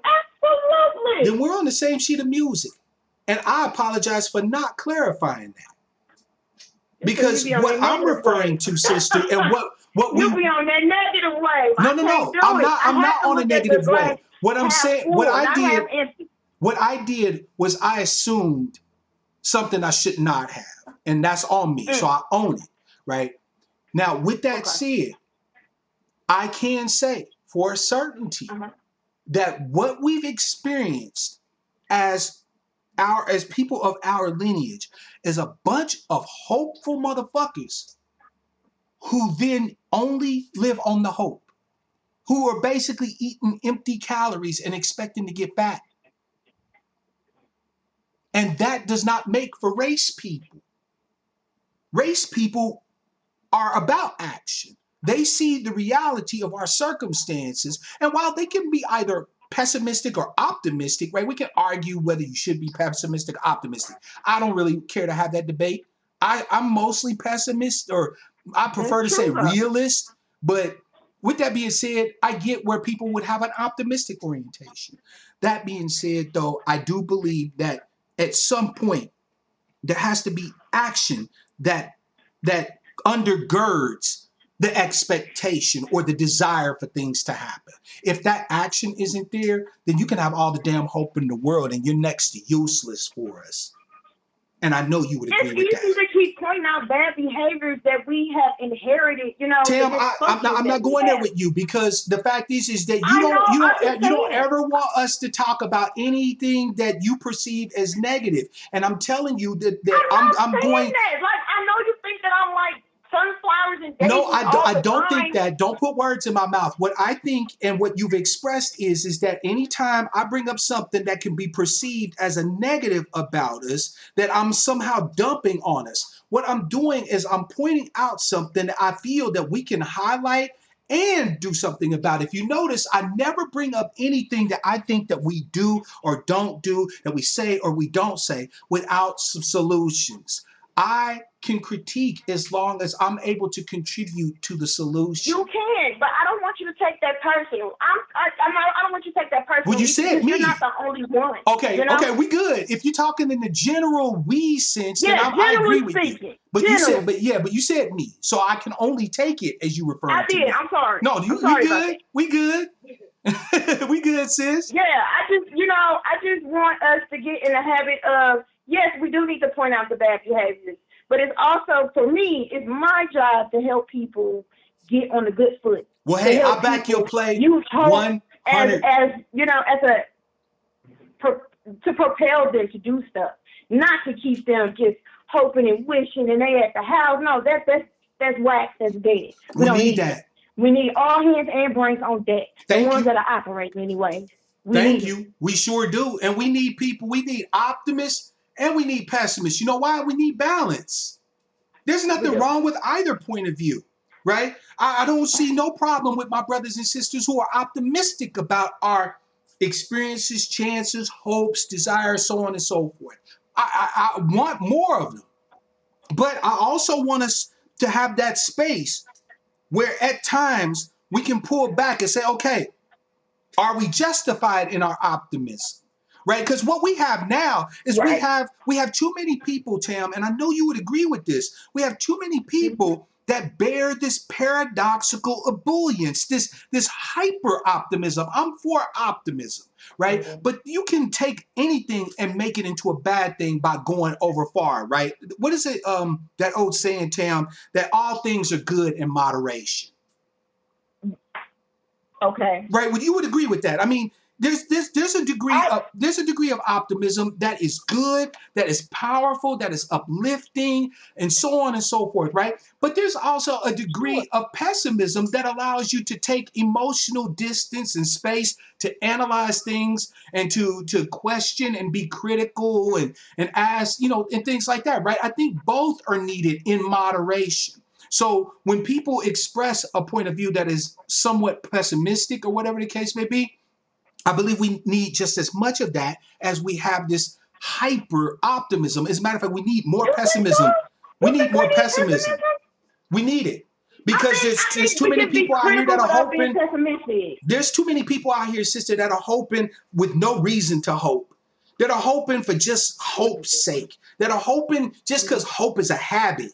It's like any other drug you use, you know what I'm saying, or anything else you're addicted to. We've been hoping for so damn long that people just hope and they'll leave it at that. We need more pessimists out here to say, wait a minute, what are we doing all this hoping for? Let's look at the reality of shit and see what we can do about this stuff. Well, I disagree with that. I know you do, sister. But you know what? Optimists that are realists. If I didn't have my Tam here, but I'm a realist too. If I didn't have my Tam here to disagree with me, I'm not thinking that this would be half as fun to do as it is. So I appreciate you, sister. I love you. I try to stay off that wavelength. Like, we have enough that we deal with all the psychological and spiritual warfare that we deal with on a daily basis. So I really try to keep everything as light as I can. Sister, I have not been impolite. I hope that I've treated this subject with the dignity and the respect it deserves. I have had no desire whatsoever to shade or smoke or talk down to anybody. And with that, with what you're saying, I completely agree. However, we can walk and chew bubblegum at the same time. I think that it is not improper to expect more from our people than sometimes we get. It's not wrong for us to say that although we have done this and done that, we can do more.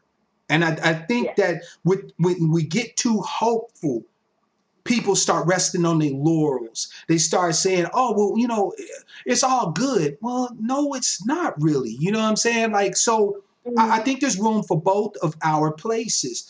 I am not necessarily a pessimist. I prefer to classify myself as a realist. But the problem is that there's so much hyper optimism amongst our people that to express a realistic point of view is considered pessimism. See, just because they take it like that doesn't make it pessimistic. You're a realist, so I would that's agree. Different. I would agree. People are just ignorant. That's how I feel. It's my job to replace that ignorance with information. That's my job, and I hope that all of us will be doing that. That is exactly what my aim is to do. In a world full of hyper optimists, a realist is going to be treated as a pessimist, and I don't mind taking that burden on. So, sister, as always, I appreciate your input. It's always a pleasure to talk with you. Thank you so much. Thank you. You're welcome, sister. Night. You too. Peace. See, fam, this is why our discussions are needed. It's okay for us to have disagreements because in that disagreement and in those discussions, that's where we get clarification. That's where we get understanding. Calling from 808, it's your man Mark Black. What's your name? Where you calling from and what's on your mind? Hello, caller from 808, it's your man Mark Black. The floor is yours. How you doing, Mark Black? This is Tanzania. Hey, Sister Tanzania, by the way, thank you so much for your support. I really do appreciate you. Go ahead, sister. The floor is yours. I want to first off say thank you for taking my call, and I agree with you about the hope to a degree because I believe that when it comes to hope, like you said, some people do it as a habit and they do nothing. And although I'm not a Christian, I grew up in the church, and I see it all the time. Well, I used to see it all the time, where people go, I pray about it, and they don't do nothing else. Nope. And that's why I posted that and said, faith without works is dead. Facts. You got faith in what? You're not doing nothing. Even when you look at the word wait, There's another definition of the word wait that applies to service. When you go to a restaurant, the waiter is going from table to table, Serving. taking orders and serving. So you have action that's supposed to be applied to that. And that's what a lot of people are missing. They're missing that action part to contribute to what it is they hope to get in the end of however long it takes to get it. You know, sister, it's funny to me because I am not a Christian myself. But I think that people's interpretation of Christianity today is so void and so empty, and it has the potential for so much power. Like, if you're going to be a Christian, you actually have access to one of the greatest tools for social change possible and refuse to pick it up. Jesus all the time emphasized action. He said, greater things than what I've done, you will do. Right? He consistently stressed, pick up your cross. That means pick up your burden. You pick up the thing that might ultimately kill you and do the work. Right? He consistently stressed action. The book of James was nothing more than action. It said, if you see your brother starving and you say, peace be unto you, how can you claim to have faith? Right? You're supposed to feed your brother. You're supposed to show the faith that you have by what it is that you do. Because James then goes on to say, he said, you say you have faith. I show you my faith by what I do. Right? You can have hope. You know what? But if you're not doing anything, what good is it? It's void. It's dead. Just like the word said, faith without works is dead. Your words are wind. That's it. And you just sitting there hoping that somebody go feel sorry enough for you. And like the old folks say, the Bible, God takes care of babies and fools. Right. And he might, and if you're a grown up and you sitting there not doing nothing, hoping that things will change, well, he might throw you a bone or two, but that's still not going to change your situation. Somebody just feeling sorry and pity you. You know, we have to do the work, no matter what it is. And the only time you should be hoping against all hope is when you've done all that you can do. Exhaust. I'm an Army vet. You better preach. And my NCO used to tell me, don't come to me without exhausting all of your resources that I have given you. That is absolutely if you have correct. Exhausted all of those resources, then you come to me and tell me your problem and that you have done all that you can do and you can't do anymore, and then I will step in. But I didn't supply you with all of these tools for you to sit there and look at them and go look at me and go, help. That's right. And you ain't used none of them. Well, I can't do anything but agree. You know, see, I the reason why I shared my personal history as a veteran is because my military training goes into a lot of the way I operate, right? When you're a member of a military unit, people think that members of military units are just simply little robots plugged in into a slot and do what they're told to do. No. As a matter of fact, when you're in boot, you're taught the law of land warfare and that you're responsible for your actions on the battlefield. If you're given an illegal order, you not only can disobey it, you have a duty to disobey it. You're required to think for yourself, and you're given all of the tools and resources needed to execute the mission properly, right? So unless you've exhausted, see, one of the things that I really like is the serenity prayer, right? You know, God, grant me the serenity to accept the things I cannot change, the wisdom to change the things, the courage to change the things I can, and the wisdom to know the difference. When you've exhausted all your resources, fam, when you've done everything that it is possible for you to do, and you've gotten with your brothers and sisters, and y'all have exhausted y'all's resources, and then when you've gotten with your tribe, and the tribe has exhausted their resources, if you feel like hoping, then shit, I'm going to hope right along with you. After we have done everything we can possibly do to influence our situation, I'm down for some hope. Because then we at least have a reasonable expectation for hoping. Right. You know, you have to while you're doing all of those actions, you're still hoping that these things work. yeah, I'm doing them because I have faith and hope that these things will work. And if they don't, well, I'm going to do something else and hope that that works. Every time I do something, I'm going to add hope to it to give it some fuel. Facts. Facts. But if I've done we've done all, we can't think of nothing else, and all we have left is hope, then I'm justified in sitting in this hope, hoping that the things that I did in the past will help me out in this situation. Maybe somebody will remember something that I'll run across somebody from way back in the day. The impossible happens all the time. And that's what we hope because we put in the work. I have a friend that calls it karma credit. Woo. And he's like, you always end up, things just work out for you. And I said, well, that's because I feed into the universe. I do good things for people. I'll do things that I won't benefit from for years to come, and I'll forget about it. And somebody else will come along when I need something and be like, hey, I'm going to do so-and-so for you. And then I'll remember, you know what? I did something for somebody one day, and now it's coming back full circle. Sister, so you have to do some work. You said everything. I'm serious. I got goosebumps right now. You said everything. When you said that, I'm floored. Seriously, like when you said that that once we have done everything, we have the right to hope because of our past actions. Remember, hope is future oriented, but you have to have hope based off of what was done in the past. That was where I was trying to get to in the definition of what we were talking about. Where does the expectation come from? The expectation of the desired thing we want to see happen. It comes from the work we put in previously. Hope is valid when you've actually done the work and not a moment before. You are absolutely, that's it right there. Hope is an action word. It's future oriented.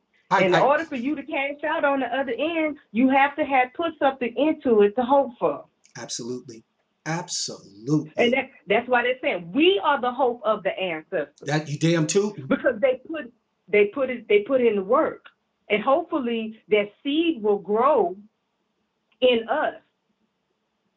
And now we are doing that work, and hopefully that our youth will grab, the seed will grab in that youth, and then it will sprout up. And then the next revolutionaries will come up, and we'll get this agenda accomplished. But we have to do the work no matter how we look at it. The work got to be done, and we cannot sit in hope. That's like sitting in a wet diaper. Thank you. Thank you. Because hope has the orientation of the future because of what comes from in the past, period. Yep. Right? And if we see, looking at our past, right, looking and analyzing the data, that we have not progressed as far as we should. There are direct reasons why we have not progressed as far as we should.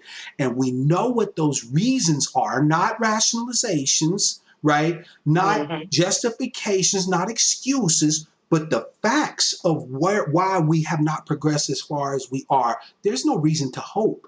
We have work to do so that we then can have the hope we need to continue to drive us to do the work. I could not agree more. Yep. And I tell you one more thing before I let you go. Yes, ma'am. The white supremacists, they hoped a lot. They've been hoping for the last 400 years that everything that they threw at us as a collective group, including other people that look like us, would take us out. And it hasn't. Nope. And every time they throw something else, we get wise to it and we surpass it. Every single time. Drugs, slavery, incarceration, just murdering us in the street, all kinds of mental anguish and mental abuse. They hoped that all of that would destroy us, but it made us stronger. Yeah, it made our numbers dwindle down. It did. But they didn't realize what you did was weed out the weak ones and left the stronger ones. And every last one of us that's still here and that's still fighting, We're part of that strong class. And we having kids and we raising up more strong ones. Absolutely. Sister, this is why I call us the children of the impossible. We were never even supposed to be here. If our fellow white citizens had it their way, they looked to try to work our ancestors to death, to demoralize us to death, to acculturate us to death. And yet here we are, the living evidence of their failure. If that doesn't give you race pride, if that doesn't turn you into a pride or to a race person, I don't know what will. Yep. They don't want to fight. That's it. That is just laziness. It's all right, sister. I got my butter biscuit. It's all right, sister, because it's all right, sister, because we here with the gold. Yes. We here with the gold. We're here to say, get your ass up and come up here and do this work. Yeah, either you gonna work or you gonna move out the way, or you gonna be exposed. One of the two. You gonna work, get out the way, or you gonna be exposed. Because I feel like Mother Harriet. Which one are you scared? Yep. Who's scared? Who's scared? Because we ain't got time for that. We got to get rid of. No, you the ones we got to get rid of. Because you the ones that's gonna get us killed. I need you to be so scared. I need you to be more scared of me doing something to you than them doing something to you. Yeah. You underestimated who you were supposed to be more scared of. Because I'm determined. I will not sit up here and let you hold me down. We got a thing we got to achieve. 400 years is too long. Our sister, our esteemed sister and ascended ancestress, Harriet, taught us the way. She said, I freed thousands of slaves, and I would have freed 1,000 more had they only known they were slaves. Had they only known. It's time. Had they only known. We ain't got nothing but work to do. And I'm telling you, I'm a race person all day. I don't give a damn where you put me. I don't care what milieu I find myself in. I don't care what frame of work or operating, area that I'm in. I don't care who I'm in front of or who I'm talking to. I'm a race man, first and foremost. Is this going to benefit me and my tribe? No, I'm done. We ain't got nothing to talk about. Exactly. I'm glad that you brought this up, because a lot of these politicians are pandering to us on the ticket of hope. And all they are, just like you said, a bunch of Judas goats. I heard Jason Black the other day talk about the stalking horse. And that's exactly what them jokers are. They some stalking horses, and they get close enough to where they can get in range, and then they take you out. And that's not going to happen this time. We've gotten smarter. We learned what questions to ask. We learned wait a minute. Who sent you, first of all? And why aren't you saying the things that really matter? You're saying all this other pretty stuff and big pretty words, and you ain't saying stuff that matter. We telling you what matters, and you're talking about everything else but that. So I'm glad you brought it up, because we have to realize there's a difference between hoping and sitting and hoping and doing. You need to do and hope that what you're doing is going to work, not sit and hope that somebody else is going to do something so it'll work out for you. Absolutely, sister. I couldn't agree more. Thank you for the word. We appreciate you. Not a problem. Oh, did that sister get some groceries when she was praying for Jesus to help her? No, sister, but she let that Jesus stuff go pretty quickly. And now she got a good job and she doing all right. Have your opinion about that if you want. But she's like, nope, I'm through with this Jesus stuff. I'm going to go get these groceries. And then she's straight. Exactly. So, yeah, absolutely. That babies and fools theory there. right. Love you, sister. Thank you so much for your support for the word. We appreciate you. Please do not be a stranger. I will not. Thank you for what you do. I appreciate you. Thank you so much, sister. Peace. Woo! Hold on a second, fam. I can't take another call right now because I still got the vapors. I'm sorry. Look, I know I'm analytical, and I know that I look at the data and all, and that's all fine and dandy. But fam, I'm a human being too, and when I see the lights come on in my people's heads and their hearts and their minds, that shit inspires me. You don't even know. You don't even know how much that inspires me. When we have these discussions and we leave here on the same sheet of music, even when sometimes we conflict, even when we sometimes disagree, when we have that discussion as tribes people and we nail it down and the lights come on, fam, that's what I live for. That is what I live for. Okay, next call, I'm going to take it, but then I'm going to have to make that one the last one because it's Saturday night. I'm getting hungry, and I want y'all to go out and enjoy yourself. So I'm going to take the very next call that comes in. It's going to be the last one. All right, here we go. Call. Oh, no, wait, that was somebody else. Did you hang up on somebody? No, I didn't hang up on him. Here we go. All right. Calling from 510. It's your man, Mark Black. What's your name? Where you calling from? And what's on your mind?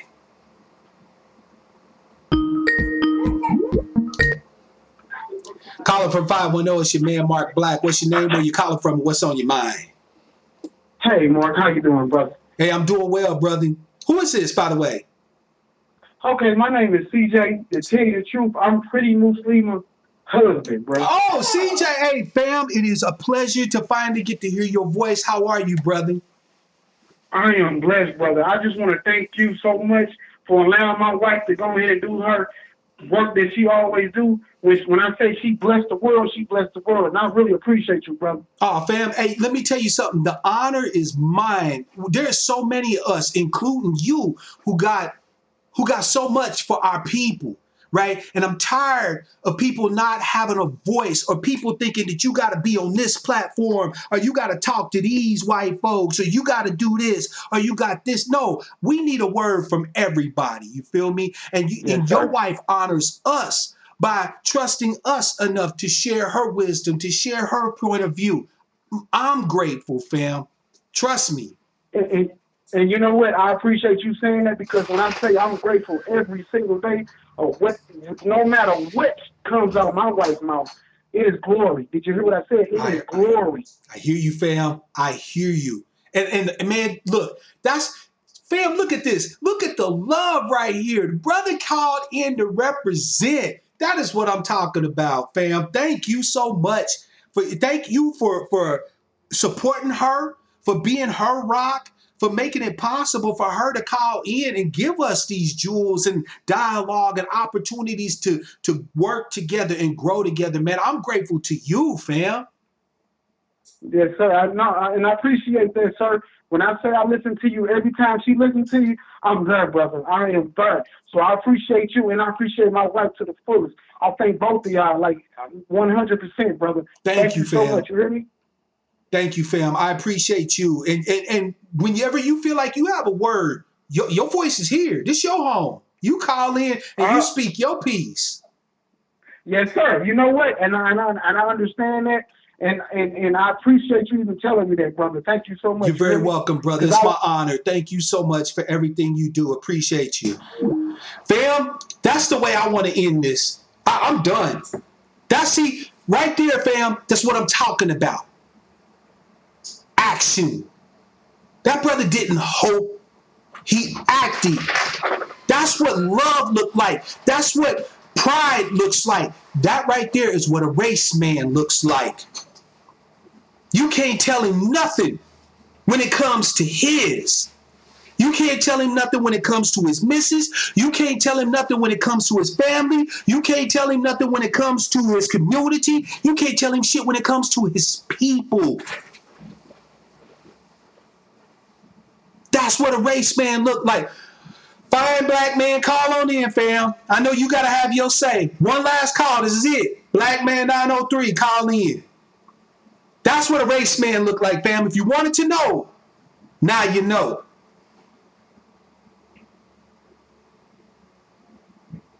If you needed an example, you got one. We tired of waiting. We need as many race people as we can get. We need as much pride, as much love, dignity, respect, action as we can get. Come on, black man, the floor is yours. I'm waiting. I got me a roast in there waiting on me, fam, that I've been cooking now for the last couple of hours. Woo! It's gonna be good grubbing in the old house tonight. And I ain't gonna be hoping for no good dinner. I prepared it.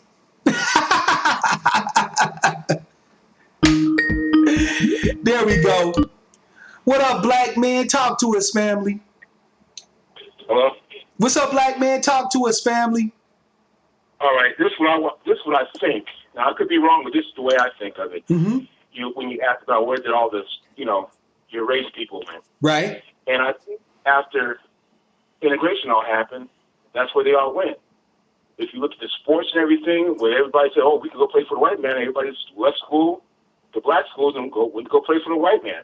The league stopped. The leagues were integrated at that point. Yep. So they all left. It wasn't about race anymore. It was never, for us, a point about beating them. It was trying to be with them, I think. And when, obviously, after, you were able to sleep with a white woman, not, be hung for it anymore, it was an acceptance of, hey, I don't have to be over there anymore. I can do this now and be closer to being what they are in that world, I guess.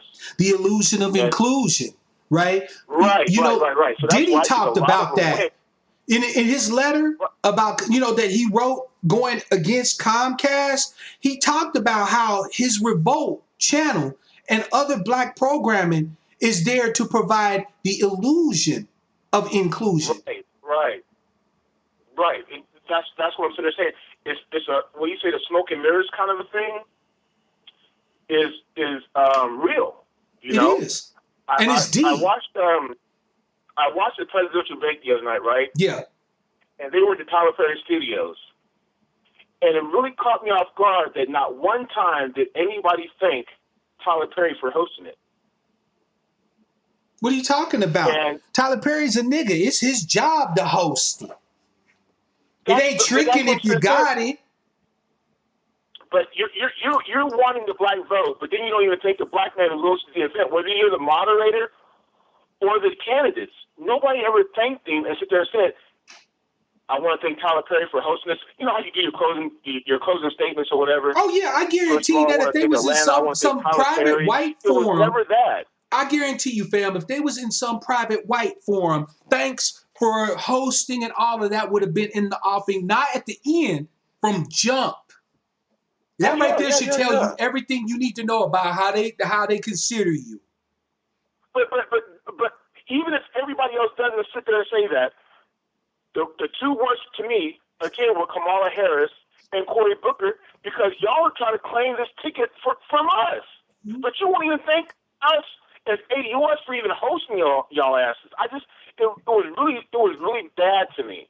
And then again, like I sit there and say, when you have somebody host you, that's what I'm saying. To me, it's an illusion that Tyler Perry did this because he thinks he's being inclusive, but at the end of the day, they didn't even thank you. We got what we want. We're on to the next move. Yep. And you're in Atlanta, and you're really not talking mass incarceration and black politics. Why are you talking all this foreign policy stuff in Atlanta? Because they can. Where someone really came and shot up a church.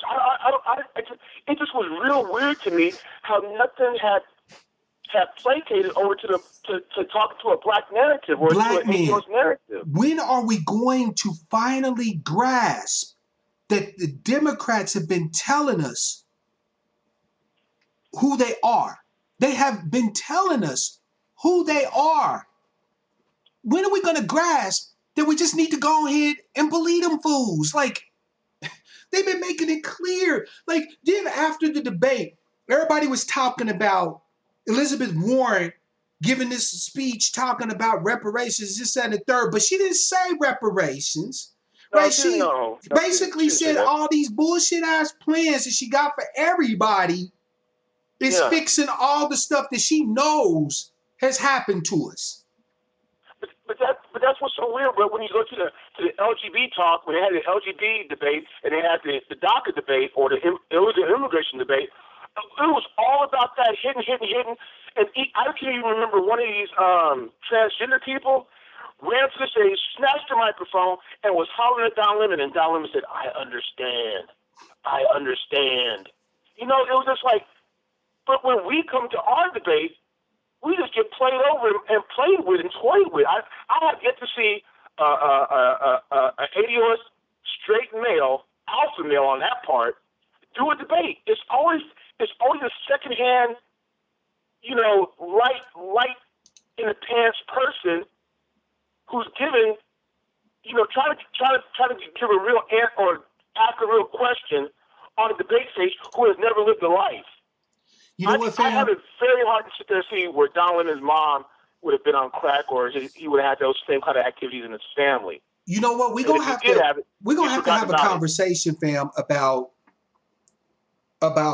black men in general. When you look at the pandering, the level of pandering that the Democrats have done to try to divide black men and black women, yeah, we need to have a come to Jesus moment as a people. They have made it clear to us what the agenda is, and I can guarantee you, your sons, your brothers, your fathers, your uncles, your cousins are not on the agenda. No. And if you don't understand that, remember the good times, right? There is no more James Evans in the houses anymore. There's no longer James Evans in the house anymore. Even if you look at Blackish and a lot of those other shows, he's more worried about tennis shoes. It's real. I just, you know, I'm not trying to be bad on Blackish or anything like that. No, I feel you, fam. But James Evans was the truest 80-year-old black man I've ever seen being portrayed on television as it was when I was growing up. You know what I mean? Yeah. And now you have, I don't know, it just seems it's different anymore, man. And it's sad to say, but I think after you were able to be included in a lot of that stuff, sleeping with white women or playing for the white man's baseball team or basketball team, football team, whatever case it might be, it was just gone after that. We're gonna have to have that discussion, fam. Everybody started taking bullets. Everybody like, oh hell, I don't. We're gonna have to have that discussion, because here's the thing: I'm not against us interacting with our fellow white citizens at all, and I don't think anybody who's reasoned about this is.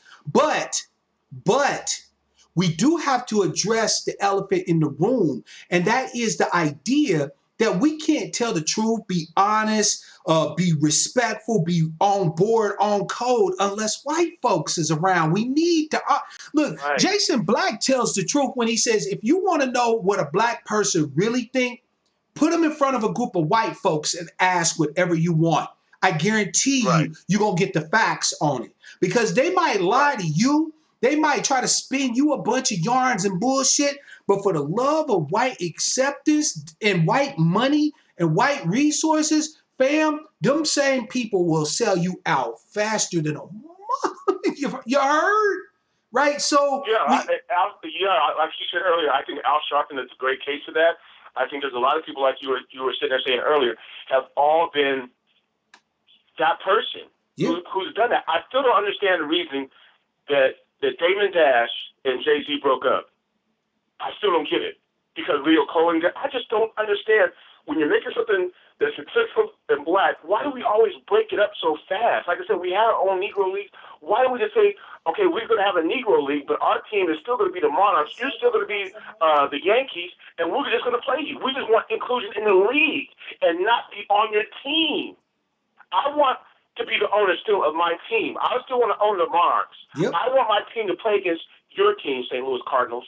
That's right. In the league.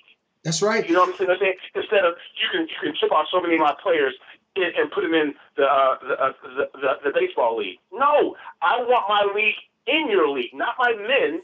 I want my league in your league. But see, here's the thing, if you look at it though, everything that I talked about during the broadcast today all plays a role in that. The lack of pride, right? The shame in who we are and where we come from, right? The rationalization of what we're experiencing. In other words, trying to take and somehow make our lived experience match their flawed beliefs on who and what we are, right? And last but not least, simple greed, right? Simply being willing to just go ahead and operate for the highest bidder to get the biggest bag, right? So everything that I said ties right into what we were talking about. These things prevent race people from happening. It's like race raid. Right. It does. It simply does. And this is what I think. I'm not sure if this is true or not. This is just me talking, though, right? Tucky made a very good statement, and I was so happy to hear him say it because he's always been about revolt. This is great, and laying off, 200 people or whatever, this Indian woman talking their noise. But I think and I hope, do you think that he listens to Yvette or Tone after making that kind of a statement? No, not at all. No. Not at all. I don't know. Dr. Dyson here said a word. Now.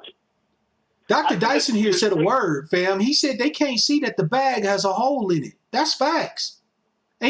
Look, they made it clear that unless we all are going to get the bag, they'll give a little bag to any one of us who they can co-opt, who they can think that, but the bag's got a hole in it.